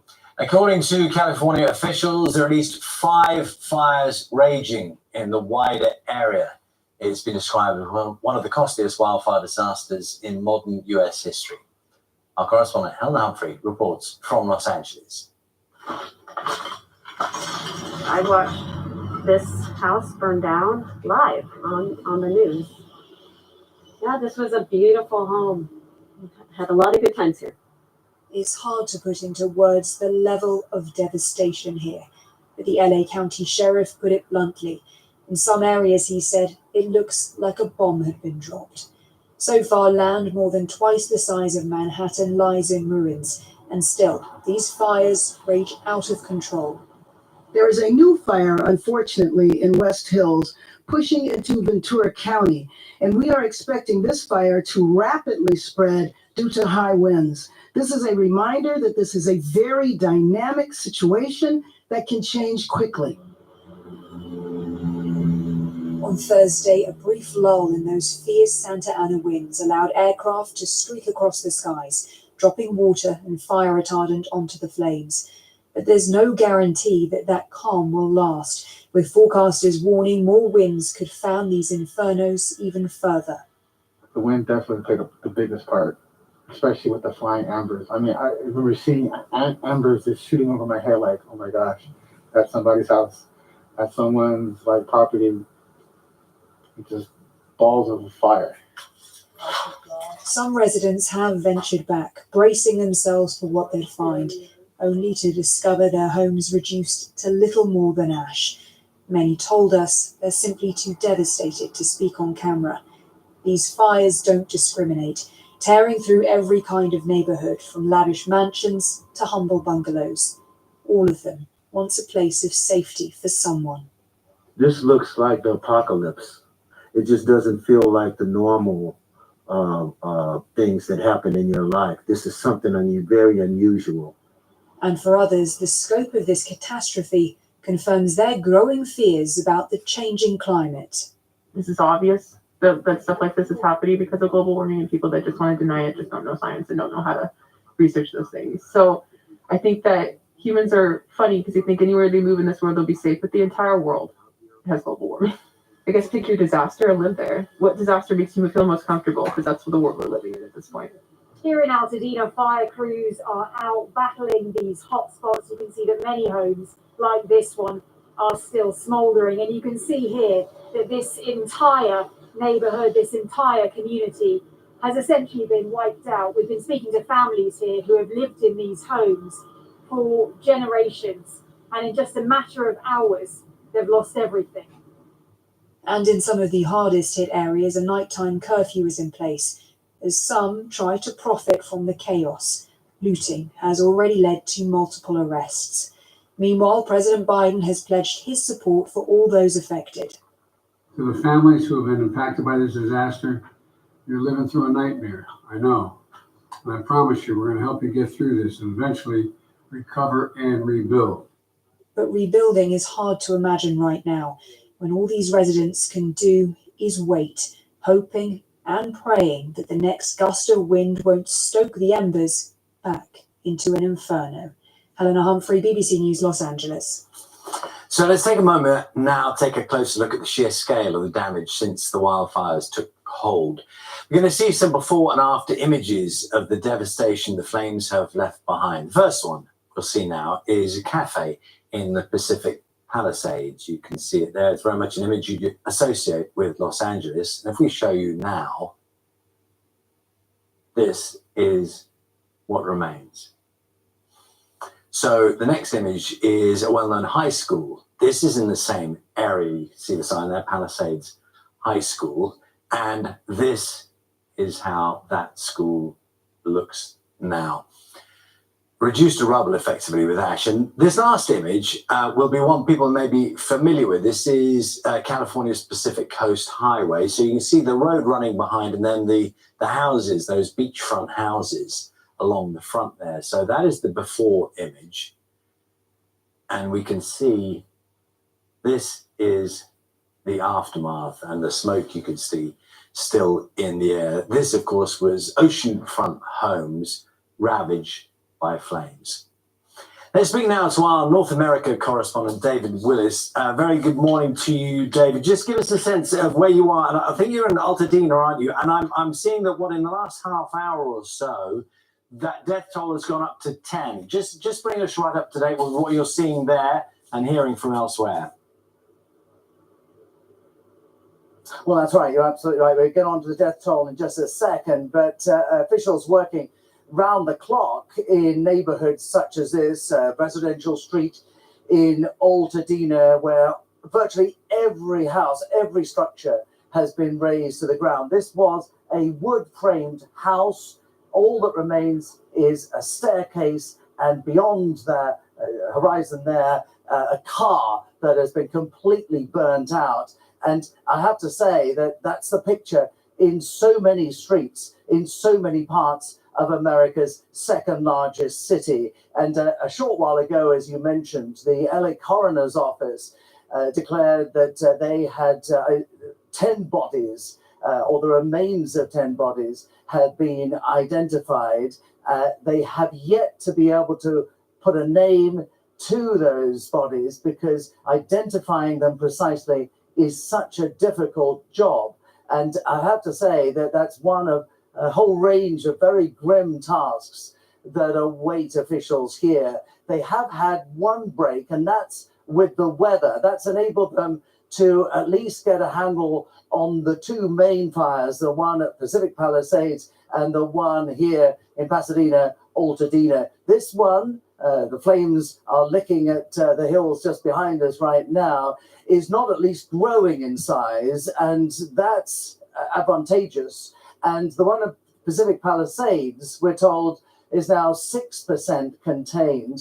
The advances being put down to the fact that firefighters are now able to combat these fires from the air by dropping gallons of water, thousands of gallons of water from helicopters and planes onto the flames below. It's having an effect, and it wasn't something that they could do at the beginning of the week when these fires first broke out because of the very, very high winds. It is a very narrow window, however, because the winds are expected to whip up again with probably similar vengeance in the next couple of days, perhaps Sunday into Monday or the early part of next week.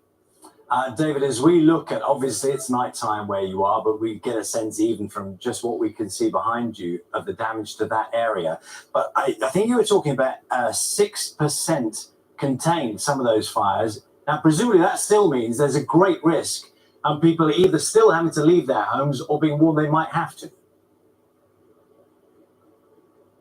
You're absolutely right. And the big danger here is of embers caught on the winds, which can so easily spread these fires effortlessly within seconds. And I watched that happening a couple of days ago in Pacific Palisades when I was busy on the air, and a whole range of brush next to me spontaneously caught fire, the result of one of those embers flying through the air. So, as I say, the winds are a crucial factor in all this, and they will ultimately determine how soon firefighters are able to get these blazes under control. David, for the moment, thank you very much. That's our correspondent, David Willis in Los Angeles.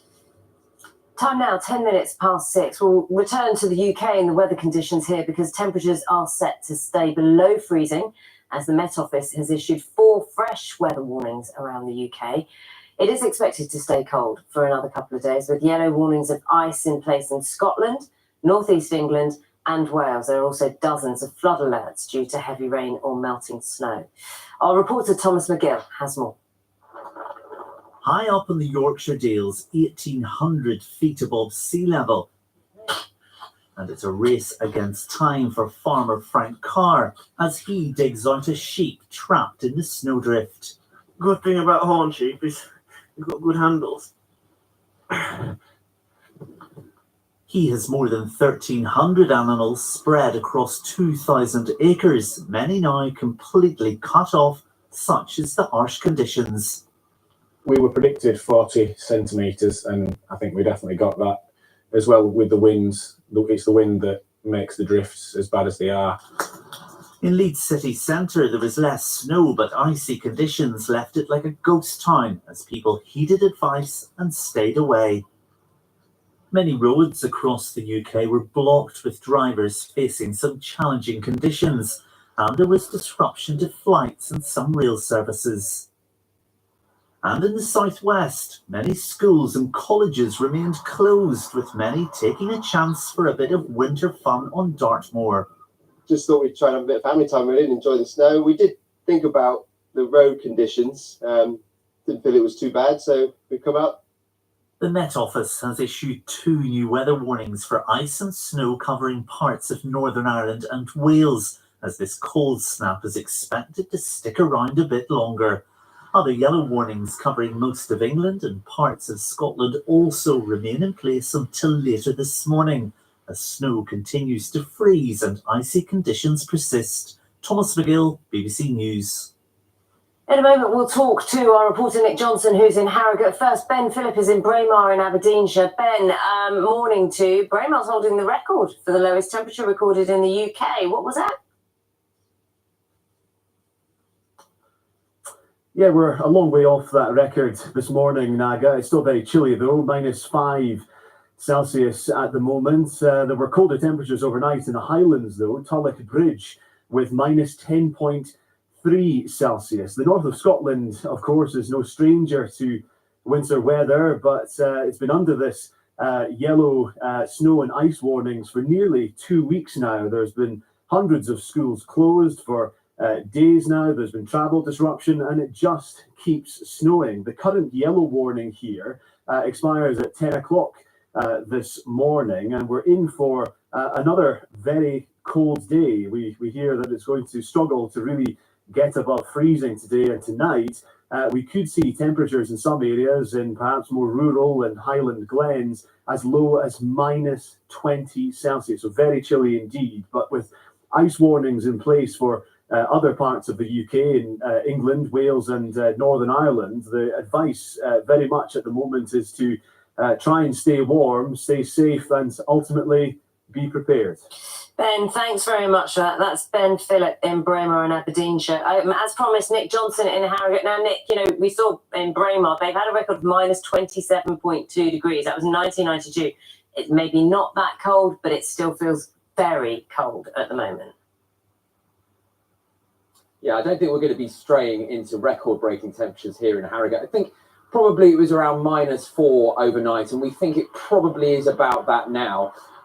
Forecast to be a balmy 2 or 3 degrees later in the day. It is beautiful, though. I mean, it looks very much like a winter wonderland here in Harrogate. We stood by one of the main thoroughfares in town. But none of this snow you see is fresh. It's been here for a few days. And, of course, with the temperatures being so low, it has frozen over, and I'm not going to attempt to do it, but the one of the main pavements here, trying to walk down it is like trying to negotiate a skating rink at the moment. And that's really something that's been reflected in a message from local businesses and residents here who say they don't think enough is being done to prevent these footpaths from icing over, and then when it has done, to try and remove that ice so people can go about their business safely. North Yorkshire Council, the local authority, though, says it has been working around the clock to ensure that pavements and footpaths are gritted, and it is working to clear this snow and ice. But those bitter temperatures due to last the rest of the weekend, and that cold weather health alert as well until Sunday. So especially for vulnerable people or everyone, if you're going out and about, the message here really is do take care. Nick, get that other glove on your right hand. It is very, very cold. And we'll see you very soon. Nick Johnson in Harrogate for us reporting. The search continues for 2 sisters in Aberdeen who went missing 3 days ago. Eliza and Henrietta Husty were last seen together on CCTV in Aberdeen in the early hours of Tuesday. Police Scotland says they're carrying out extensive inquiries and searches to find the sisters, including the use of police dogs and the Marine unit. The US Supreme Court has rejected Donald Trump's request to delay sentencing for his hush money criminal conviction. The decision clears the way for the president-elect to be sentenced later today in New York. The judge has already indicated that Mr. Trump will not serve any jail time. The Chancellor Rachel Reeves is on her way to China for a 3-day visit aimed at boosting trade with the world's second biggest economy. Opposition parties say she should have cancelled the trip to deal with pressing economic issues at home. Let's talk to our political correspondent, Helen Catt, in Westminster. Helen, morning to you. It's really a case of if she goes, she's damned if she goes and she's damned if she stays. Because if she stays, how big a problem is there here in the UK with the economy that she needs to stay? Well, this is the argument the government is giving for her going. The Conservatives are saying, look, yesterday we saw movements in the markets which saw government borrowing rates hit its highest level in a number of years, at the same time as seeing the value of the pound drop, which economists say it's very unusual for those two things to happen together. And the Conservatives are saying she should be staying here to sort that out.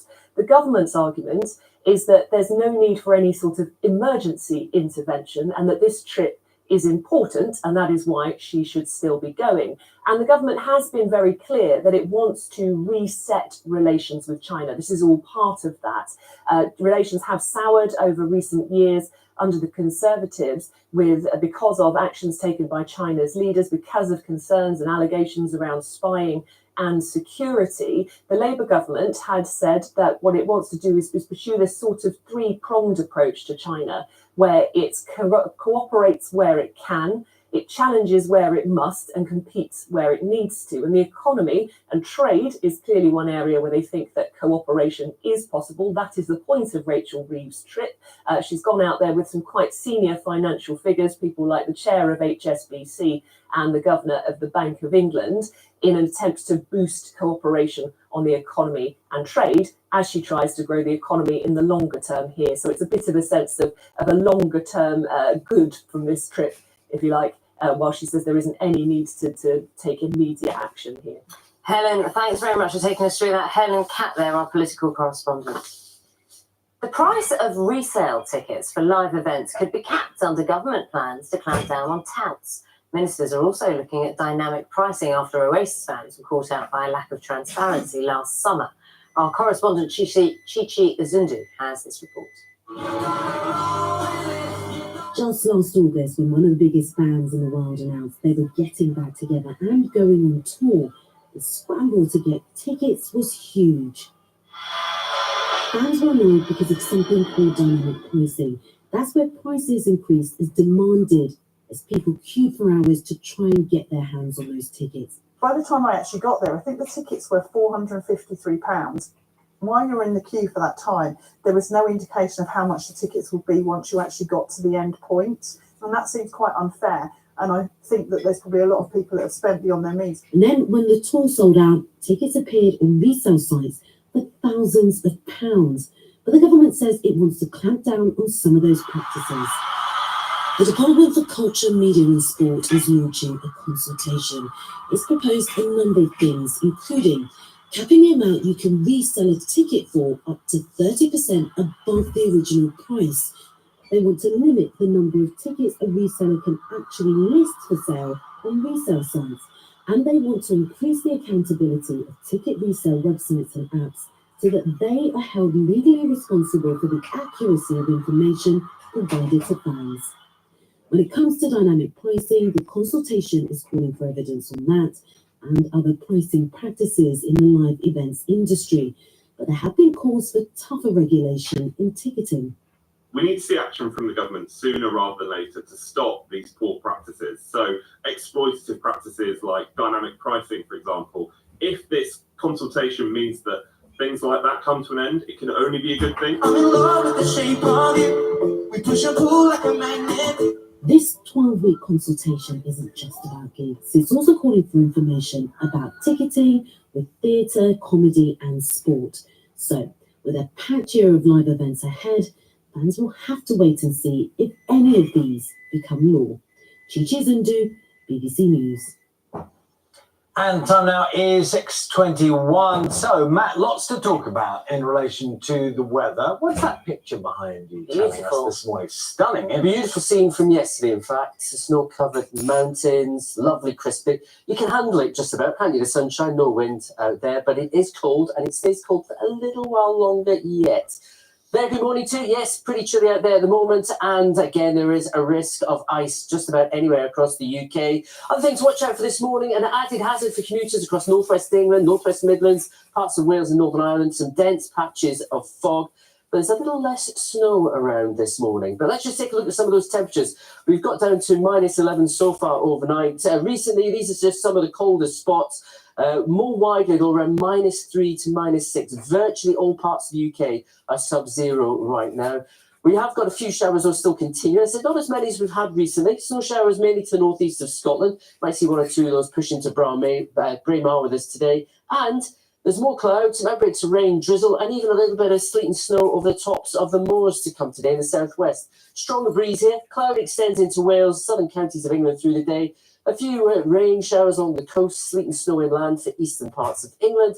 Most of it a dry, sunny day, light winds, and struggling to get above freezing. Temperatures will stay sub-zero across parts of Scotland and northern England in particular. So they'll drop quite quickly through tonight. Exception will be across parts of the southwest and northern Ireland, where cloud increases, outbreaks of rain. Lots of fog to come across some southern areas, and another widespread frost. Coldest tonight actually will be towards the Braemar area and the northeast, maybe down to around -15 or -16 degrees. But the outlook shows things will gradually turn milder, initially across northern areas towards the south as we go into the first half of next week. Back to you.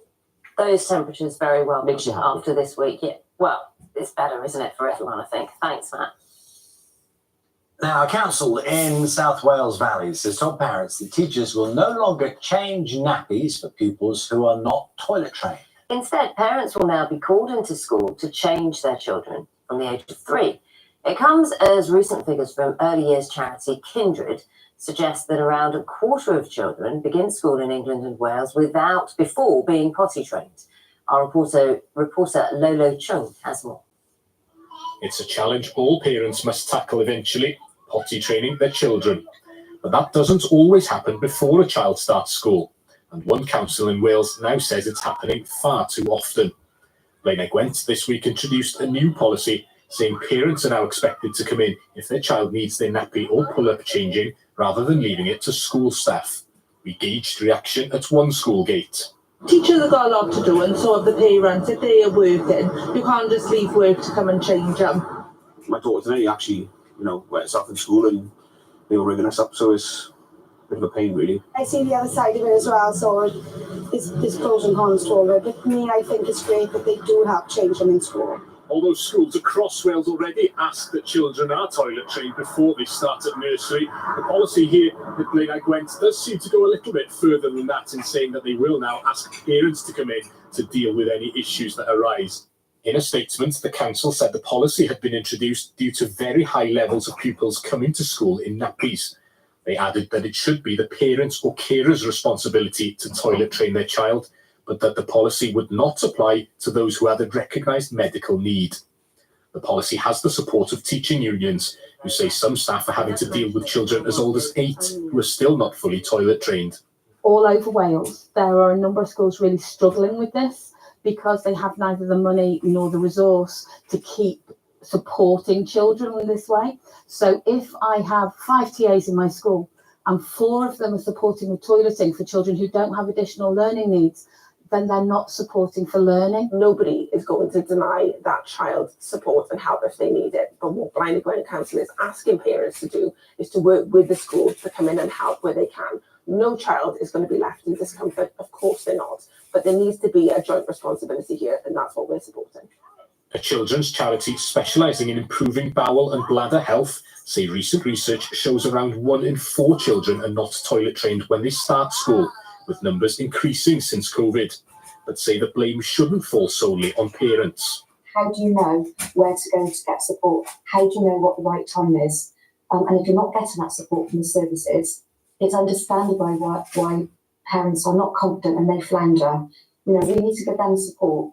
It's not helpful to blame anybody and they certainly shouldn't be stigmatised. Blaenau Gwent Council says schools will offer support for toilet training and seek a better outcome for all parents, teachers, and most importantly, the children themselves.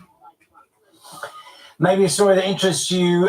Just after 8:30 this morning, speaking to the chief executive of ERIC, that's a charity that supports children and families with bowel and bladder issues. If you have got thoughts on that, you may well do.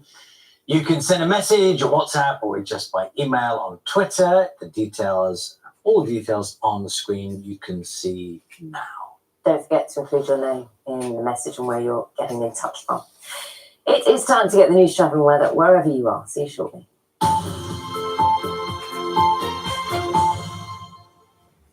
Hello there, I'm Anjana Gadgil with the news in the south. A young woman from Reading says the police have put her at serious risk of harm after failing to tell her about her partner's violent past. The mother of the woman used what's known as Clare's Law to request information from Thames Valley Police about her daughter's boyfriend because she was worried about her. The force is supposed to respond within 28 days, but it took 85 days before they disclosed that her partner had previously served time in jail for violence against women. Figures show Thames Valley Police handles only 36% of disclosures within the timescale. It's disgusting. They put me at a greater risk. You know, something worse could have happened. He could have killed me. I could have died. The Clare's Law disclosure procedure is there for a reason, and it should be used. It is there to protect you. But I don't think that our current police force is capable of doing that. Thames Valley Police wouldn't comment on this case, but said in a statement, "We're aware of the need to continually seek to improve in this area. Tackling all forms of domestic abuse is and remains a top priority." A number of councils will be submitting their applications to the government for devolution deals today. It would mean the creation of super authorities in places like Hampshire, Oxfordshire and Sussex that get to make more decisions on how to spend money if they work together with an elected mayor. Powers would be transferred from Whitehall to local areas. Wiltshire Air Ambulance has called for more support after it responded to a record number of calls in 2024. The service answered 1,343 calls. That's an average of 4 a day and a 15% increase on the previous year. Police searching for 7 puppies stolen during a burglary in rural North Dorset over Christmas say they've now found 5 of them. 2 more of the lurcher pups were handed in Fordingbridge in Hampshire. Officers have arrested 2 people on suspicion of burglary. They've been released on bail and inquiries are ongoing. Let's get the weather now with Gemma Plum. Good morning. It's going to be another cold day for many of us today, but on the whole, there should be a lot of dry weather around, but that cloud will tend to build in as we go through the course of the day. Now, it is a cold and frosty start to the day today for many of us, and there could be some ice first thing, so we do have this yellow ice warning in place for this morning from the Met Office. Through today, it should be dry for many of us with that cloud building in as we go through the course of the day. It is going to be a cold day for many of us with highs of around 2 to 4 degrees. As we go through the course of tonight, it should be dry for many, but that mist and fog will tend to build in as we go through the course of the night. It is going to be another cold and frosty night through tonight with temperatures widely below freezing. As we go through into tomorrow, it does look like that mist and fog could linger for many of us as we go through the course of the day. It is going to be a dry day, though, for many of us, I think, as we go through tomorrow. And it is another cold day as well, with temperatures once again reaching highs around 2 to 4 degrees. Yes, definitely another morning where you'll need to scrape ice from your windscreen. I'll be back in half an hour, but now we go back to Charlie and Naga in the Salford studio. See you shortly. Bye-bye.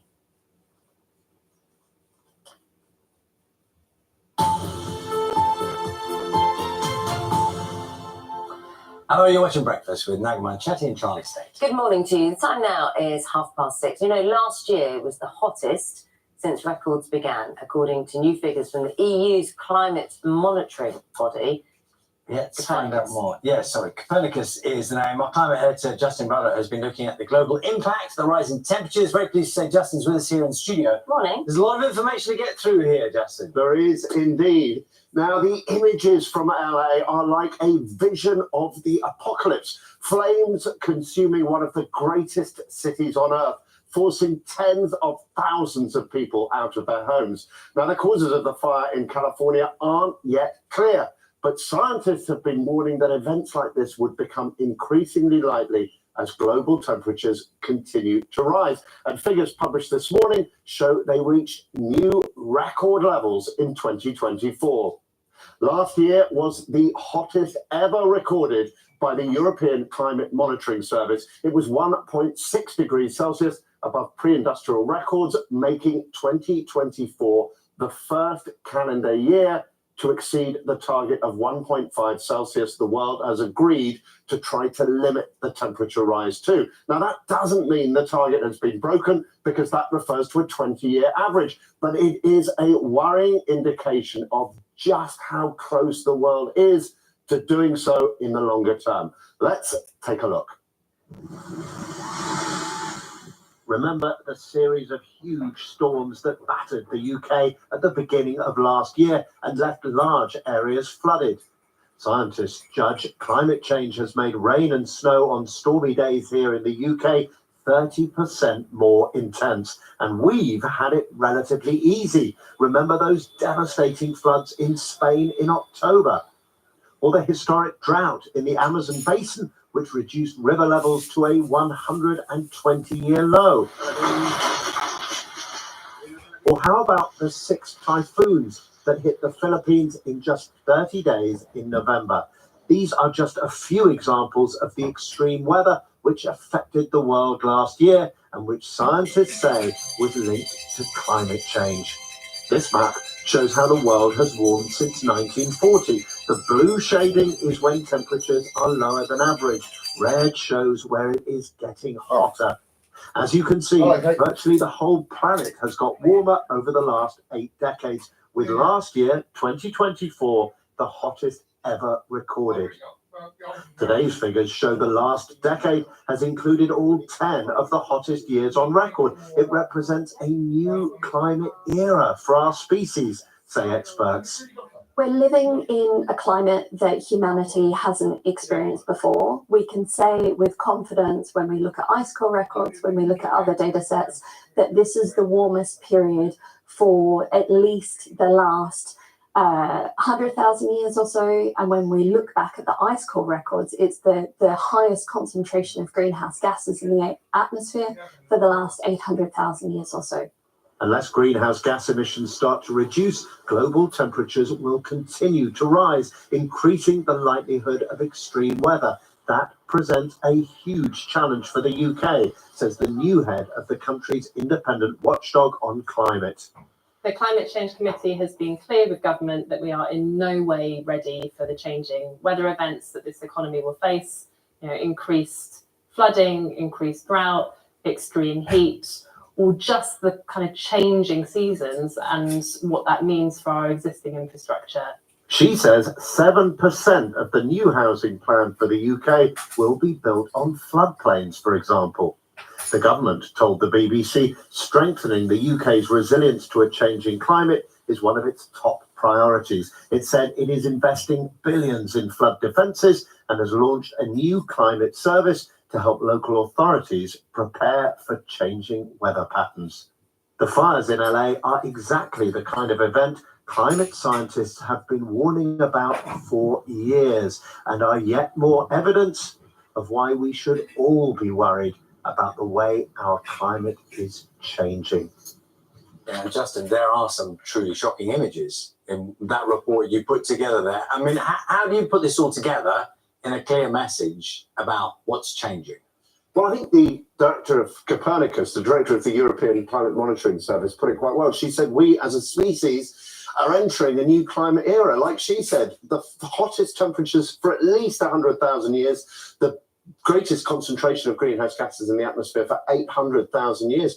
Our species, the human species, evolved 300,000 years ago. We just haven't experienced these kind of temperatures before. So I think that communicates really well. Another director of Copernicus said he's running out of metaphors. He's running out of ways to describe the nature of the warming, and ways to warn the world about what's happening. And I suppose not just running out of metaphors, but running out of metaphors or phrases that people are actually will listen to. That will engage with, Yes. and it will mean something to. Absolutely. It's really hard to communicate what's happening. And we kind of get used to record-breaking temperatures. Is it hard The last 10 years have been the hottest 10 years on record. I mean, that itself should be a terrifying warning to us. we shouldn't really need the images of California to remind us of what the consequences of all of this are. Is it hard to communicate, or is it hard to just get the message in to people, not just us who kind of can do the small things, but those who can do the bigger things actually listen and make a difference? It is very hard to communicate the level of risk that we're putting the world in, and all of us. And it's very hard for people to get together and make the kind of changes we need to make. I mean, there is a really positive story about new low carbon technologies, but getting the kind of urgency behind the switch towards those, the reduction in carbon emissions we need to make, is really tricky. Justin, you were talking about the LA fires a moment ago. You've been sort of looking at that and where that sits in this framework. Well, there was a fascinating paper published by coincidence yesterday, which talked about something called climate whiplash, the fact that there's a double fingerprint of climate change in the LA fires. We had a really hot, dry summer, record heat in the California summer, but before that, we had 2 years where there was actually exceptionally high rainfall. That rain allowed the vegetation to grow, so you had a big body of fuel that then dried out in the summer. There weren't winter rains. The sparks lit a fire, the strong seasonal winds, the Santa Ana winds blew, and we're all watching the consequences unfold right now. Consequences that climate scientists say are what they've been predicting, the kind of event they've been predicting for years. Justin, thank you very much. Very interesting. We're going to talk a little bit more about Los Angeles specifically now. Thank you, Justin. Those fires still raging, of course, in Los Angeles. 10 people are now known to have died. Forecasters are warning more high winds may fan the flames further. Thousands of properties are being damaged or destroyed, including the home of David Latt. Now, he's lived in the Pacific Palisades for more than 40 years. Everything's gone. The supermarkets, the barbershops, it's all gone. The entire area looks like Dresden in World War II or London and during the Blitz. We've all seen those photographs of horrible fire devastation, and then suddenly you see a house or two houses that are untouched. And so there is this little hope of, oh, well, maybe my house will survive. But when we found out it didn't, then I flashed back to, I was going through a room and I thought to myself, oh, should I grab that? No, we'll be back. It's okay. And obviously I regret that. And there is this emotional thing you go through where you say, I may never see what's in these rooms again. What could I not live without? Or what is really important? And we made decisions really running from room to room and filling cardboard boxes with what we could. And we filled up our 2 cars, put the dog in the car, and we left. I think that whole experience was under 30 minutes. Our older son, who lives nearby, said, well, where are you going to stay? Where do you want to move? What do you want to do? And I have to say, there's the kind of existential crisis in that question. I don't know. So that was David Latt, who's lived in the Pacific Palisades for more than 40 years. We can talk now to Lucy Sheriff, who's a journalist from the Pacific Palisades, who's also lost her home. Lucy, first of all, I mean, this just must be a living nightmare for you and so many other people. What happened to your home? I'm so sorry. Yeah, it's been a roller coaster 48 hours. We evacuated on Tuesday afternoon. I had a similar experience to David. You're running around thinking, what should I take? What should I take? What do I actually need to take with me? We found out, we got a call from a neighbour early yesterday morning to say our condo had made it through the night. So I was so overwhelmed, I cried. Don't cry. And then we started hearing reports of looters going into the Palisades and basically raiding the houses that were still standing. So we decided to go back yesterday to grab some other jewelry and things. And when we arrived on our street, we saw there were fire engines opposite where our block of condos was, and realized that the entire condo development had gone. It was still smoldering. So I spoke to the firefighters and they thought that it had gone up that morning. So yeah, it was a massive blow because we were going back thinking it was going to be there. You know, It Lucy, wasn't. There was nothing. Lucy, we're hearing various reports and speculation that some of this could be arson. Of course, some of this is just the weather, a combination of weather and topography at the moment. In terms of the devastation you've seen and how people are coping, what have you witnessed?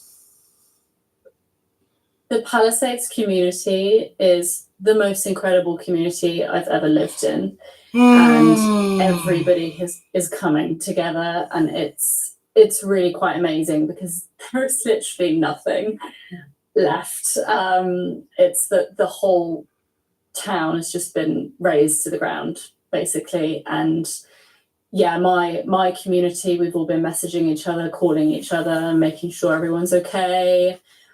Sharing resources like FEMA opened their applications today so you could apply for aid. We're trying to band together and support each other because everybody is just in the same boat. Lucy, look after yourself. Thank you very much for talking to us here on Breakfast. That's Lucy Sheriff, who's a journalist living in the Palisades. There are different ways, aren't there, Matt, of looking at the damage that's been done. There's the buildings themselves, there's people's stores. Obviously, so the core was... Yeah, but look at the Americans when they fucking scam everyone. And the British people suffer like fuck. If it's not scammers, it's the ones that actually sell the blood to the NHS. And the NHS use that blood and fucking kill loads of people.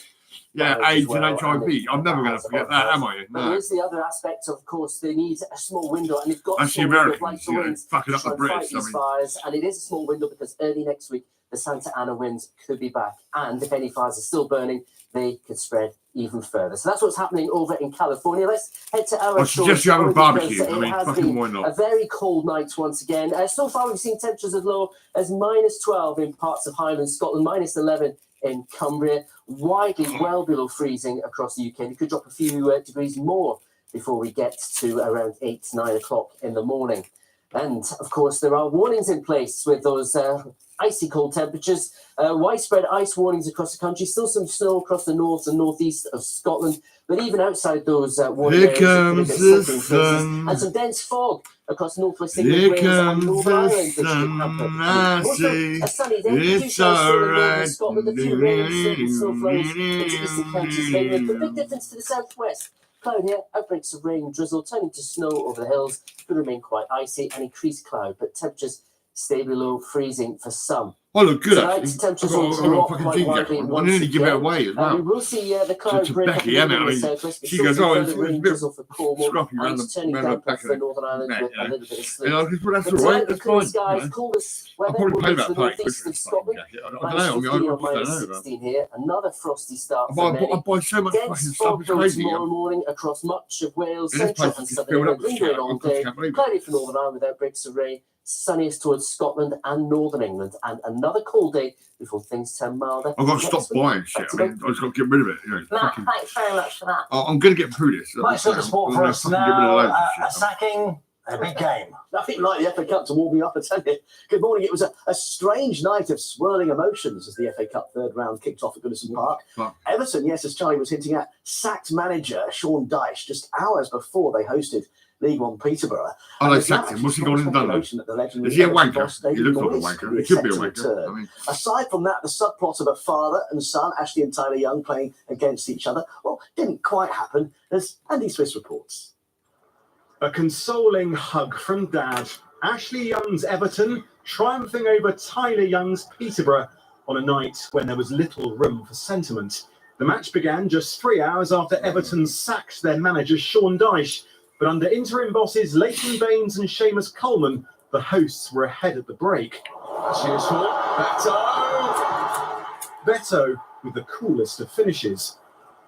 But would we see that father-son face-off? Where in the second half, Everton brought on Ashley, but Young the younger stayed on the subs bench, and Tyler's hopes for his team were soon dashed. A Peterborough shove, penalty to Everton, and Iliman Njai sealed a 2-0 win. safely into the What a load of bollocks. After a I mean, day when fucking their so manager what? The ball went in the goal. I mean, fucking hell. Well, you can have an orgasm, mate. You fucking weirdos. I mean, fuck So off. Yeah? success on the night for Everton and their caretaker boss, Leighton Baines, who took the whole experience in his stride, really. It's not been that difficult, you know. It's a this load of is bollocks. I'm going to change what we channel. do, Okay, you know, fucking players listen to this play crap. football, Fuck off. Coaches coach. You're taking a It's piss. just a little bit different. Fuck off. I mean, they are getting closer and closer together, but they're not quite merged yet. The former Prime Minister known as anyway, but she did actually enter a budget to provide for something like, what was it, £45 billion worth of unfunded tax cuts. And obviously her tenure was 49 days, saying her chancellor was 45 days. And the truth is, actually, you know, that had a massive impact on people with mortgages and concerns. And she lasted a very short space of time, and whilst the opposition undoubtedly was using strong language in relation to her actions, it was the fact that she was ousted by the Conservatives. Pork pies, those not the ordinary ones, the ones from the Playboy children.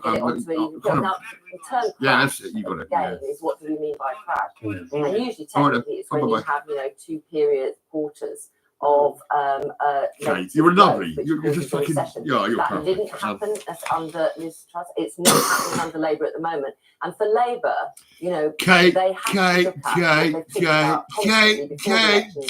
come out with me. And the last quarter. Yeah, come on. Let's go out and have a date together, you and me. 4.9. That is such a really, you're doing really well to put a positive spin on it. It was. This is the line on growth. It's going that way. Kate, come out with me. There's a lot vested in the whole area of growth policy under this government, and that, if anything, will be causing her. She said it's why she's saying to every single department, I don't want you doing anything in terms of policy unless it's contributing to growth. Well, the Guardian is saying that because of the lack of growth and because of being boxed in about not being able to raise taxes, although who knows, she's now going to have to make deeper cuts in spending. And of course, that's going to mean that some of the goals that might make people feel better about the pain with national insurance, the goals of trying to improve the NHS, trying to help on other things, can't happen. Yeah. So that makes people feel very bleak. Yeah, and it is depressing, actually, because just to pick up on that point, okay, the papers are saying this morning now that 1 in every £4 raised through those tax rises in the budget is going on repaying government debt now because the interest rates have risen. So if you've seen a rise in your taxes over the past few months, or you're expecting them to rise in April, I'm thinking, but at least we might get. It's just wasted. It's squandered on government interest. It is difficult at the moment. It's not undoubtedly. There's no, you can't, you know, say it in any other way. It is. And but you know, a lot can happen in the next 3 to 4 months. I can remember, you know, years ago where actually there were some similar issues around worries about, you know, the security of our bonds and the rating being given to them. And in some respects, that didn't play out as negatively as people thought. But again, it's going to be interesting to see over the next 3 months whilst they do the spending review and also look for more growth policies from departments, what they're going to prioritise, what they're going to cut, and where they think spending should go. So are you worried about this mini budget in March, which feels like it's looming very quickly? Yeah, I'm worried on so many levels. I'm worried on the level for business. I'm worried on personal level, especially because government budgets might be squeezed, but household budgets are squeezed as well. So mortgage rates may go up. Mortgage rates may go up. So we are. I'm on the dome. I'm on the dome. I'm on the dome. So I think that there is going to be a lot of pain. Yeah. It's all well and good talking about growth policies, but unless you're going to do something radical that's going I've been on the dome for to years. so the chancellors in China today, where is that money going to come from? Because the Chinese economy is also slowing. You know, so I accept that there are global factors, but there are things that we have done that's made it harder for us to be able to get that growth. Yeah, and she's spending that time in China. Meanwhile, we may have a trade war going on with America in a Do few you weeks. think that's wrong? I mean, people are saying she shouldn't be going there. No, I don't think that's wrong. I don't think that's wrong. I think, you know, the chancellor going up. When I worked in government, George Osborne as chancellor used to go to China. We did a lot of work out there trying to bring in inward investment. It's not wrong. I just wonder whether this is a plague on all of your houses as well, whether it's Labour or Conservative, and whether the only beneficiaries here might be Reform UK. Because this is the front page of the Star this morning saying Talking about Liz Truss, of course, they came up with Lettuce Liz. Lettuce, who crashed the economy, tells bloke who is crashing the economy, don't say I crashed the economy. So is everyone just totally fed up now of this blame game? And actually the only people who are going to benefit are those who are seen as sort of a fresh leaf in politics, which is Reform UK. But this is exactly the problem. And what you had, especially with the last general election result, where you get a lot of seats, but not a massive share of the popular vote, as was in Labour's case this time, is that actually people aren't buying what you're selling. And even what we saw in the budget, it seems like so much shit. It's fucking crazy. So you know, they text you £1,000 a day, and you're like, fucking hell, all right, yeah, all right. I mean, it's all right if you're going to give all this stuff away to the kids, that's fine. You don't really understand what's happening. But you can imagine if you don't fucking give stuff away. I mean, I've got a goodie bag guy. That was a great idea. I mean, well, we had 14 years. Can you imagine sitting there and Texas, you know, fucking, oh yes, you're getting loads of discount. Yeah, we're going to send all this shit to your house. I mean, fucking hell, do I want all that shit in my house? I mean, I don't think so. Fucking hell. So look, it is tough at the moment, but they've got another 4 years. Let's see. Yeah, but it's about, you can't make a bad situation worse, which is what's just happened. It's kind of like, you know, but we can see incremental improvements, but it's a bad situation that's been made worse. And I've got to say, in 14 years, at the 2015 election, the economy was growing and we were coming out of that period of the financial crash. So we've had massive economic shocks over and over again. The cost of living went on throughout from 2010 to 2015, and stagnation of wages for people across different sectors as well. Stagnation. So, Stagnation. I'm getting some chocolate. But government doesn't oh, say yeah. but they create fucking lovely. It's really nice, you know. It's like, well, you know, it'd be nice if we, You're supposed to have that confidence. I'm not going to say nothing. I'm not going to enjoy a bit of chocolate a lot. Yeah. This is special chocolate. Yeah, carefully put together, made, very fucking nice. Taste it. It's lovely. It's amazing. Oh my God. Hard. But there are others I've heard who say something different. The tourist industry, there was some, over Christmas, some of the estate agents and others were saying actually things are, you know, they're not saying everything's great, but actually things aren't as bad. So there are different voices in that sector. This Christmas, just gone. I've fucking froze, like, I mean, 5 weeks because of a dodgy copper. A dodgy copper, it fucking, you know, takes my fucking equipment. Yesterday in Washington, we saw US presidents still with us. That's because of Becky Emmett. She's fucking insane. Obviously, you know, her brain is like, oh, I'm so paranoid and fucked up. I don't know what to say or do. I mean, yeah, because I'm Becky Emmett. That's what I am. Fucked up. Donald Trump and Obama actually looked to be having a good conversation, but he didn't acknowledge Kamala Harris. And she didn't acknowledge him either. Oh, well, shit, sorry, Becky. No, I don't mean to be fucking horrible. I should be more pissed off with that fucking bitch who nicked my gold chain. Fuck me, if you know her, right? She's about 5'10", you know, yeah, they are. And black hair, I presume they all had names. She claims her name is fucking Sandra with a black hat and with D on it, Sandra D. I mean, that's like fucking Grease, isn't it, the film? You know? Sort of in quite an informal way. Yeah, but it's a load of bollocks. I mean, she's just a slag, you know what I mean? Walking around, fucking robbing people. That's what she's done. The fucking dog. If you see her, kick her face in, you know, bang her, fucking knock her out. Fucking hurt the bitch. I mean, fuck me. And the former Danish Prime Minister were having a chat and taking selfies at it as well. And so you sort of see those very somber occasions. You know, I mean, it's so sad. I mean, fucking hell, Angel's sister, and her little boy are fucking bollocks. I mean, I'm thinking about families, you know. It's almost like the mask is taken off from what they do. But you don't know me, do you? No, you don't know me at all. Don't you think it's just like, you know, if you're going to a family event almost, because you know that everybody's interconnected and you know that kind of like there'll be gossip about, you know, who's sat next to you. Yeah, when I was a kid, I donated money for the old people. I mean, you know, but now I'm old, I'm like, and that's the thing about me, you know, this is the passing of the president. Or royal events here is that actually it's a bit of a mirror to what we have and that relatability of what we've got as and like families. And good morning, Nightmare. I didn't understand what they said that Donald Trump had said. It wasn't clear, was it? No, it's not very clear. Can you hear me? Oh, yeah! Nice to chat to you. Thank you very much. And clearly, we've all gone for red today. Who noticed? Apart from me. Apart from you. I know Charlotte, Laura, you two. It's a Red Friday. Lovely to chat to you. Competition time now. Here's your chance to win £105,300. £105,000. No, that's 5 minutes. I mean, I could probably buy a load of fucking pianos for that. I don't want to buy them pianos. £300. I'll buy a load of Written keyboards. rather That'd be right. strangely on my script. Andy's got the Not details. just me. Andy, though, is all over this.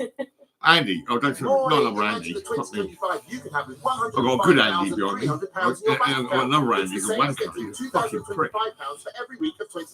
And he smokes drugs, buys drugs, and fucking driving on drugs. He's fucked up, you know what I mean? All our winners have in common, none of them expected And the kids don't like him. They kept smashing his window all the fucking time. And it made me laugh one part. Yeah, because there was a little black boy walking past my door, and I'll give him a really nice cap. What was it? A Gucci, I think it was a Gucci cap. Yeah. It was just mind blowing. The fact that I could save my house, I could pay for my house. That was the most amazing thing in the whole wide world. Imagine answering the phone to I should live you in a on big our fucking cash house, prize really, you know. and finding me on the I've end done of the so well line with these. for Like, another chance to I've win never had no money, really. £105,300. Text cash to 65557. Text costs £2 plus one standard network rate Oh, message. fuck off. Or go to the website. You're a wanker, mate. You can I call can hear you. 09068 78 You sound like a faggot. plus your next Are you a access faggot? I charge, think you're a or post faggot, your mate, name and phone number to BK. I reckon you're going to spend £105,000 on Durex. Yeah, because you like men behind you, don't you? Men behind you. I'm not going near your ass, man. Fucking hell, mate. You're a wanker, mate. You know, I have to carry on talking because I can't stand that guy. He fucking comes up with the same shit all the fucking time. It always feels like home. Valent Boilers and Heat Pumps sponsor Good Morning Britain national weather. Good morning to you. It is a cold, frosty, and icy start to the day. I'm going to have a listen to that. I think I will. I just have to accept the fact that it's going to be fucking freezing. But that's all right. How cold it is. I'll be all right. But it is even colder than that for some of us. Temperatures widely into single double digits across parts of northern England and Scotland over those snow-covered fields. And if you don't enjoy the cold, then I have some good news for you, because the winds turn southwesterly this weekend and it brings in milder air, which means we start to see temperatures rising and we start to see that snow melting. The great news is that the thaw will be slow. So we're not going to see rapid melt with white. I'm going to declutter this place, I'll tell you now. I'm not going to fucking stop. I'm going to get this place looking good. So for today, yes, it's bitingly cold, still dry for many of us. Yeah. But we still have some rain in the south. I decorated this place fucking 25 years ago. Snow showers for these And it's northern and still eastern fucking areas. good. So It's all anywhere right. where we have wet weather, we have warnings for snow or I ice. think we. I do remember when doing a bit of decorating and painting and decorating and that sort of shit. We used sugar soap, I believe. It was sugar soap. It was to clean the paintwork and everything. Just fucking give it a wipe over and it fucking clean up. Just like that. I remember that. I'm sure it was called sugar soap. So let's look at this change in temperature. So I'm this sure is it where was. our I'm fucking sure. 7-day outlook is absolutely perfect for showing the trend in our weather as we head through the next 7 days. So for I the remember northern we did UK, that. first We had of a all, this big line is bar of our fucking temperatures where they should soap, be. you know, Kind of fucking the like average way below. But look how our cleaning temperatures piano climb back to where they shit should up. be, And I, well, more you know, comfortable as we start I next used to week. love So then scrubbing the rainfall fucking across the north pedals, of you the know UK, what I well, mean? it is largely dry, so crisp winter You know, sunshine and then continuing. fucking polish The them up and make transition it of nice. rainfall Like on Mirror, Monday you know. is when things turn milder, but then even after that, it is looking largely Did you say dry. turned on? Fortunately, Fuck yeah. further south to England and Wales as we head through the next 7 days. Again, we're looking at what our temperatures should be for the time of year. My The white temperature's line is rising. I average, look so at you we're and I'm fucking still turned below on. I average can't by believe it. day and by night with widespread frost for the next few nights. But then through the weekend it warms up and we're back where we should be by Monday. And Yeah, percentage where chance do of you want to rainfall be? you can see from the My weather bed symbols. or your bed? It is looking largely dry. Come on, so baby. yes, the risk of some snow showers across the southwest first thing this morning. But then with high pressure close by and the southwesterly wind, the outlook turns dry for many of us and also much milder as well. For the weather where you are in detail, go to itv.com/weather. The only problem I've got at the moment, my feet are a little bit, well, they're not that hot, but they feel kind of like. Good morning, Britain. Breaking news. The latest wildfire to hit Los Angeles overnight They're a bit achy, you know. is being Fuck it. investigated I'm pissed as off on my feet. It's arson. fucking driving me crazy. 5 fires are still raging across the city, fanned by increasingly strong wind. 10 people have now been killed, but officials warn that death toll is set That's to quite mad, rise. really. Yeah, fucking Americans. Just this morning. Nurses leaders are warning the flu crisis here is set to get worse, with patient care in accident and emergency Mate, look after departments yourself. You know, unsustainable. forget the fucking NHS. They're shit. I mean, fucking look after yourself. Everyone deserves to be Yeah, buy described yourself as protection a and medical medication, you know, miracle. like- Its former model, Faye Louise. Yeah, Now, Faye's going to be B, here fucking, to tell us how she survived the mother of all surgeries. Doctors removed 8 of her organs after she was diagnosed with a rare cancer. Vitamin C, fucking. And meet Hello. the cow. Oh, look at Hilda there. You could set Hello. out save the planet, will be explaining. Hello, Kate. Is that you, Kate? Is my daughter, is it? Oh, fuck it. Oh, all right, yeah, okay, all right. Oh.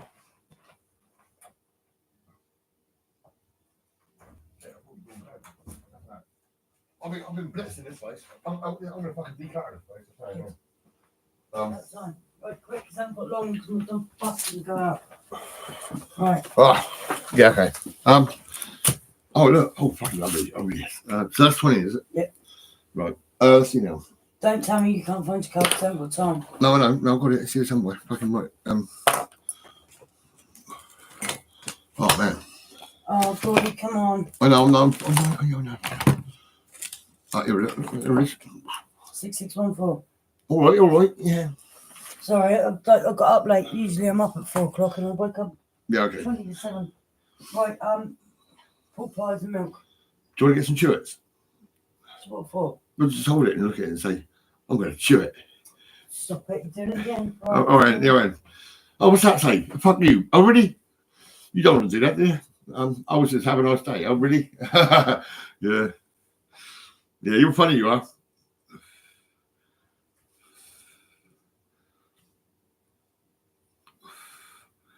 Oh, Kate.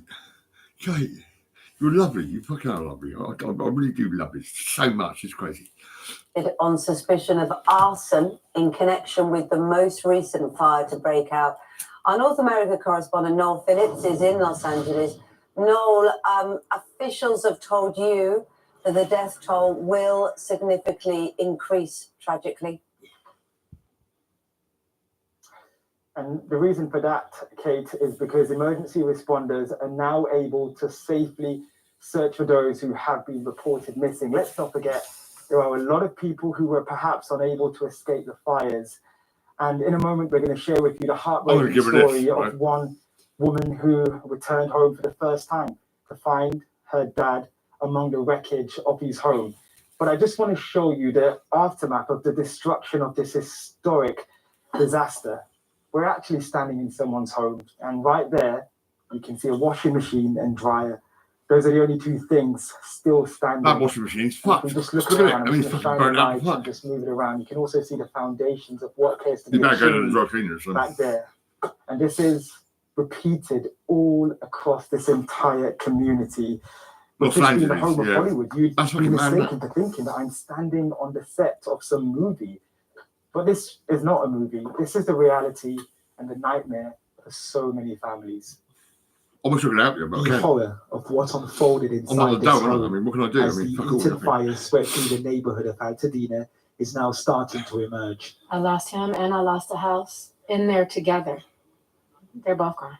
Kimiko's 82-year-old father, Rodney Nickerson, has been identified as one of the victims. As she looked through the wreckage of ash and rubble of what was once her childhood home, she discovered his body in his bedroom. I kept calling his really, phone it's and the terrible. phone wouldn't go to like voicemail. It would just go It's to sad like to see all nothing. this, you know. The first Like I step is to say, get his fucking body America, you know. where it belongs. I'm so pissed off at And all then these I'll move scammers forward and beggars with and liars, and working they're all with the fucking community to Americans. I mean, rebuild the fuck me, I house. can't believe it. Across the street, another life turned upside down.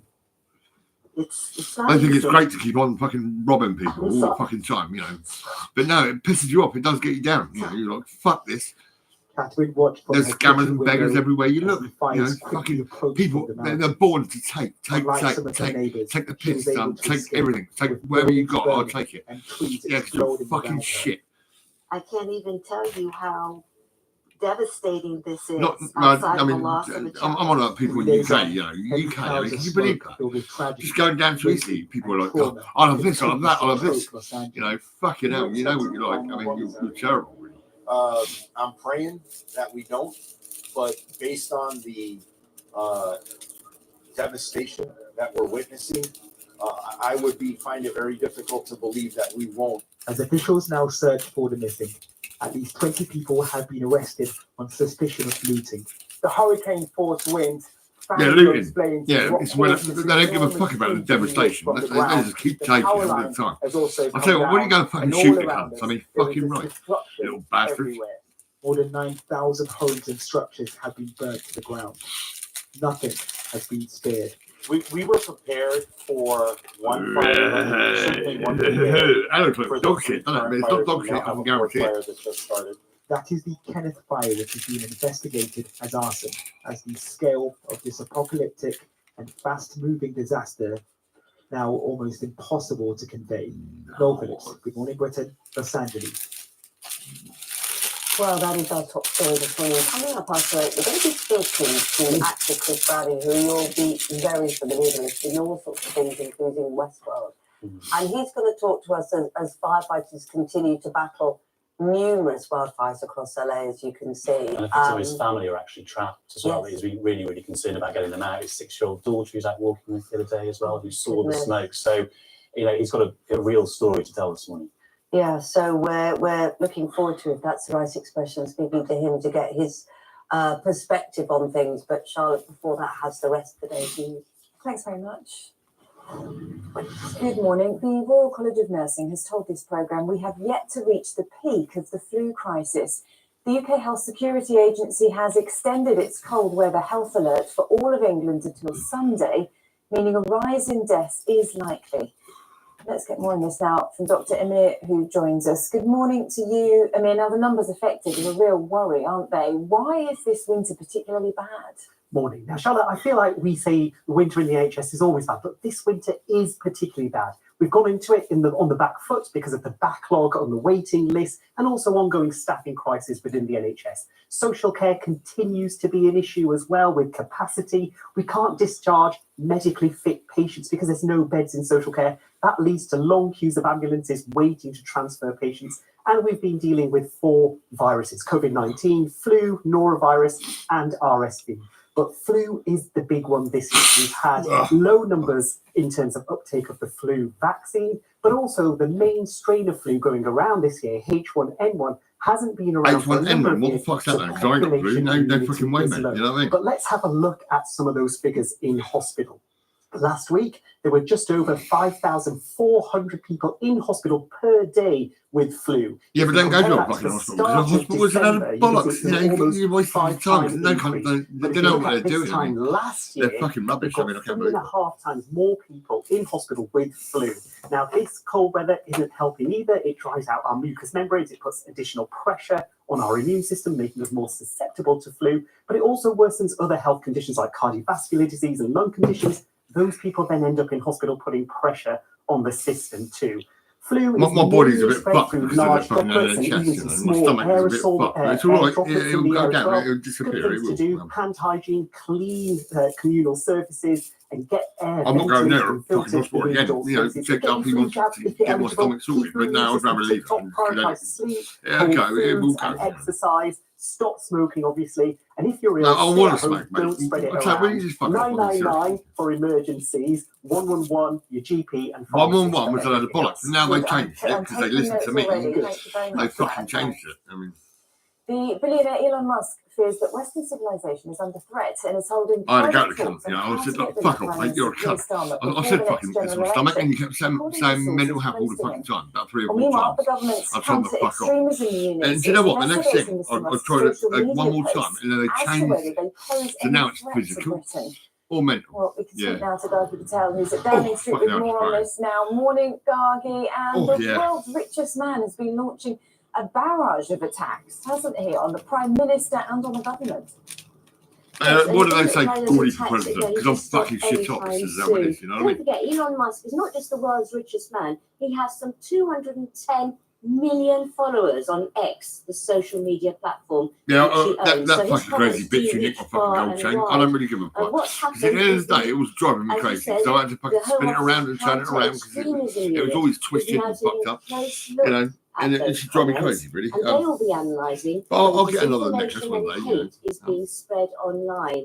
And they'll probably Elon find Musk that has little fucking particularly bitch. I mean, focused on the that grooming whore, gang fucking Nick scandal, Chain. I mean, and he's been very vicious about Keir Starmer. when you do see saying her, that slap he's her, been you know, fucking complicit jump on her in the face. rape of It's like, Britain. He's not only attacked Keir Starmer, you he's shouldn't have done also that, you fucking targeted whore. Jess Phillips, the safeguarding minister, saying that she is a rape genocide apologist.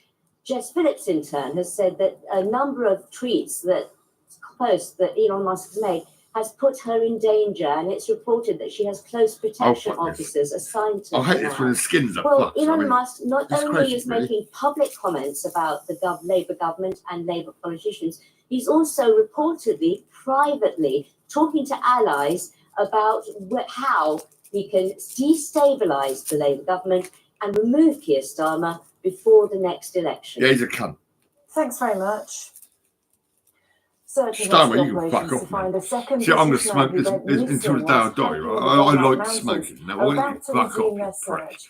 A 50-strong team looking for Aziz Zuriat had to be temporarily suspended yesterday due to bad weather. Our chief correspondent, weather's Richard pretty Casey, shit, is isn't it? I there mean, in fuck's sake. Spiezzo in North Italy for us this morning. Good morning to you, Richard. We know rescuers are hoping that the weather conditions will clear so they can resume their search. We can see them behind you. How's it looking at the moment? Yeah, they've just finished their final briefing before they head up into the mountains, and you can see the conditions are much better here this morning, Charlotte. Clear skies. Oh, see the sun, to head up into the actually. mountains there.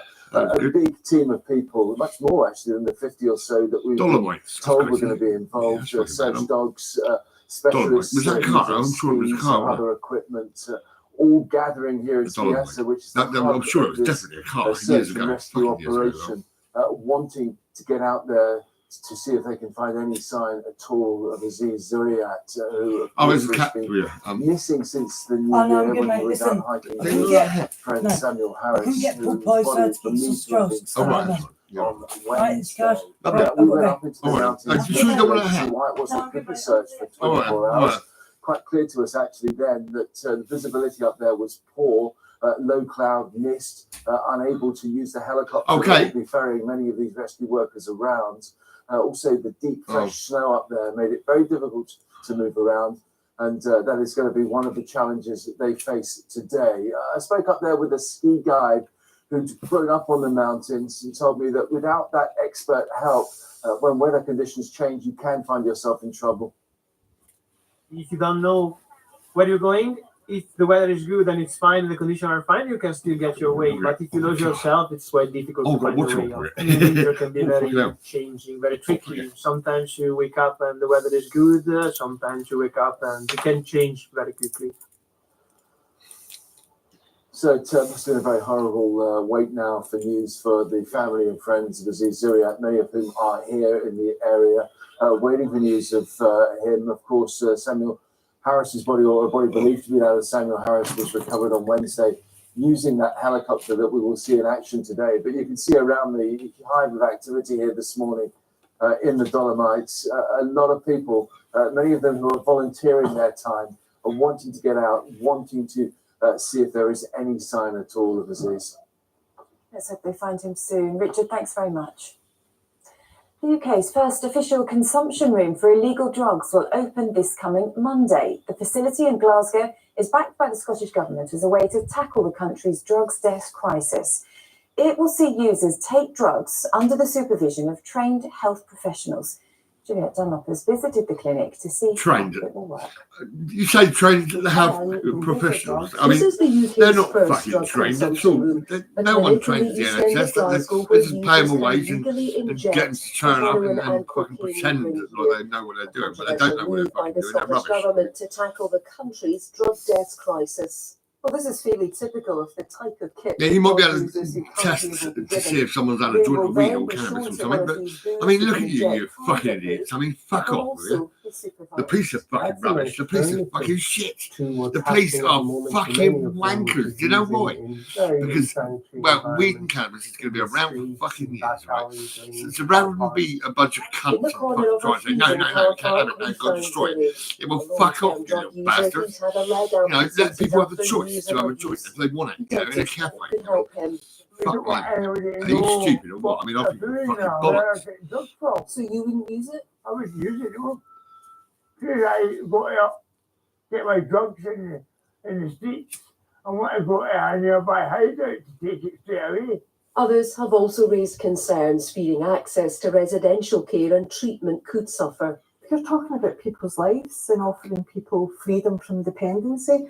Well, this service does the opposite. It doesn't actually offer them any opportunity to get well. The Scottish Government is spending more than £2 million a year on the service and claims it will save lives.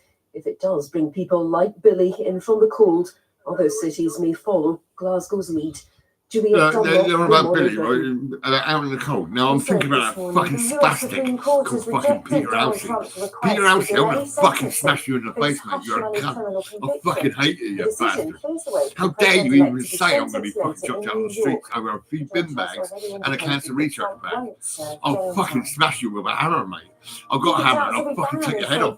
Bang! I'll use my baseball bat and break your kneecap. Something fucking I'll do something. You fucking spastic. Consider outlawing dynamic pricing after hundreds of people complained when buying tickets to see Oasis last August. Some fans were charged more than double the price. They look old as fuck. Shit, man. More about the government's plans from the Culture Secretary after 8 o'clock this morning. Oh shit. Temperatures What do will we have to get continue old? I to mean, fall fuck it, look at me. I over mean, I'm the coming old days, as with some fuck places now. Look at in me. northern parts of the UK potentially reaching minus 20 degrees Celsius, the Met Office said.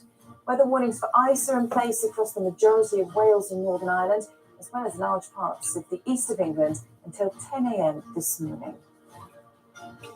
And staff who had been stuck in a pub for days after being snowed in were finally able to leave last night. More than 25 people were holed up at Britain's highest pub, the Tan Hill Inn in North Yorkshire, after an Arctic blast swept across the UK. A number of guests had been able to leave on Tuesday, but it wasn't until yesterday that staff were able to make their own exit. I mean, you can think of workplaces to be snowed in. If you're going to choose somewhere to be snowed in, as long as they've got lots of supplies, you make your way through. I mean, it's a lot of people's dream. I know, yeah. If you're a customer, they're not all that good a staff. Well, that's true. Well, that's true. They might have all mucking together. Might say, not another drink. Thank you, Charlotte. Thank you very much indeed. Now, still to come on Good Morning Britain, a medical miracle.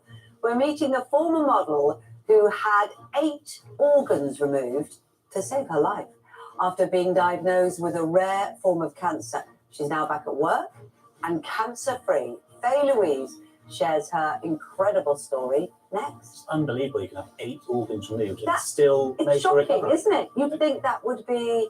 Are there 8 organs we don't need? Apparently so. Slopping around. Well, we'll find out all from her, won't we? Yes, He'll help. you will. You will. First, let's get the news, travel and weather, wherever you are this morning.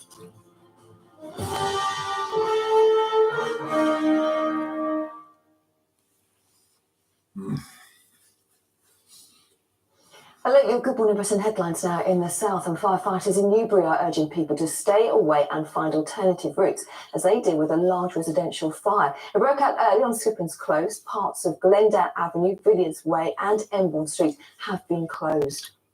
Now, it could be an historic day in the region as councils are set to announce if they are to be a part of the government's devolution priority programme. We're expecting to hear from Hampshire County Council this morning. Yesterday, Oxfordshire County and East Sussex agreed to push ahead with plans. It would see strategic authorities created with more power locally. Farmers from across the country are due to take part in a rally in North Hampshire this morning. Well, yesterday, many took to their tractors in Oxford, calling for the government to change its mind on the proposed inheritance tax relief plans. Well, farmers will today meet at Thruxton Race Circuit and head eastbound along the A303. A strike on the buses in Hampshire this weekend could see disruption on some routes, where members of the Unite Union at First Bus are expected to take the action in a dispute about pay. The operator says it's doing all it can to keep as many services as possible running. The union says there will be further walkouts every Saturday and Sunday this month. Now, a visually impaired man from Talhurst says his life is being made difficult by blocked pavements. Stuart Pearce says he encounters a number of daily hazards, including parked cars and wheelie bins. Well, they leave many with sight loss unable to judge how to safely manoeuvre around them, forcing them to walk on the road. It can be anything from wheelie bins, overhanging hedges, rubbish on the side of the road, Then when you get into the town, it can be things like street furniture that is not always in the best place. 2 more lurcher puppies stolen in North Dorset have been found. Well, 7 were taken from a building in the Shripton area on December the 28th. 5 have now been located. The 2 puppies were handed into a vet's in Fordingbridge.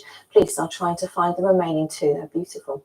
Now, rail passengers will want a disruption on the line between London and Brighton via Gatwick this Sunday. Network Rail will be carrying out maintenance at 50 different sites. Buses will replace trains with services on Southern Thameslink and Gatwick Express impacted.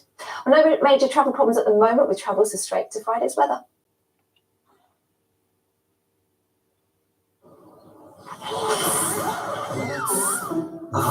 Good morning, Britain. Local weather sponsored by Ultra Chloroseptic Anaesthetic Throat Spray. Hello, good morning. An icy cold start to the day. Heavy frost overnight. Some freezing fog patches, so take care if you're off out and about early. Risk of a few showers just skirting coastal areas, but essentially away from the coast. We're looking at a dry and bright day. Plenty of sunny spells, but colder than yesterday in some places, just 1 or 2. Very cold out there. And James will be back with the weather after 8. Matt will have your lunchtime news before 2. I'll see you again on Monday.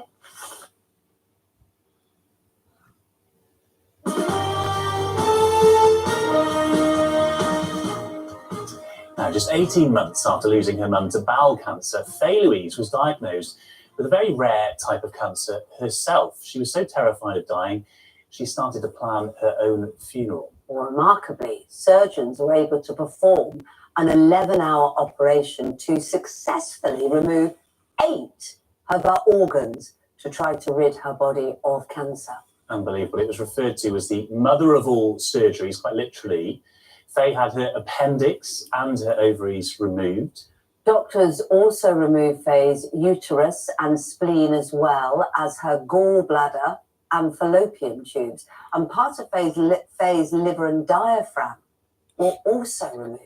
Just extraordinary, isn't it? Absolutely extraordinary. Well, we can happily say, though, that the surgery, because she's here smiling, was a success. And Faye is now cancer-free. Well, that's a great thing. Dr. Amir is here as well. I mean, first of all, fantastic. Right? Yeah. I mean, first of all, incredible. My goodness me. First, I mean, we've got so much we want to talk to you about. I think the first thing that occurred to Paul and I is, are there 8 organs that we don't need? Yes, they're not vital organs, surprisingly.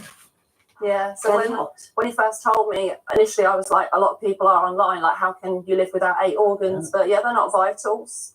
So these are things we can live without, in other words, Dr. Then why do we even have them then?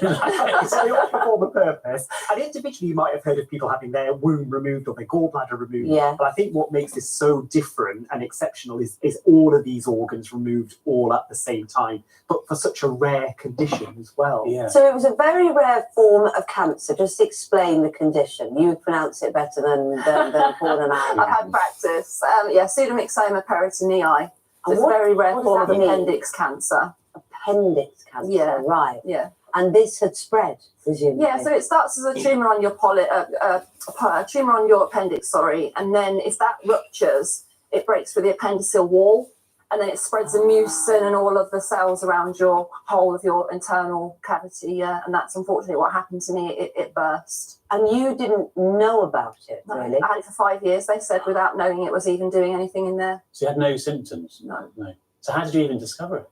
So I felt like I had like ongoing period pains because I lost my mum to bowel cancer.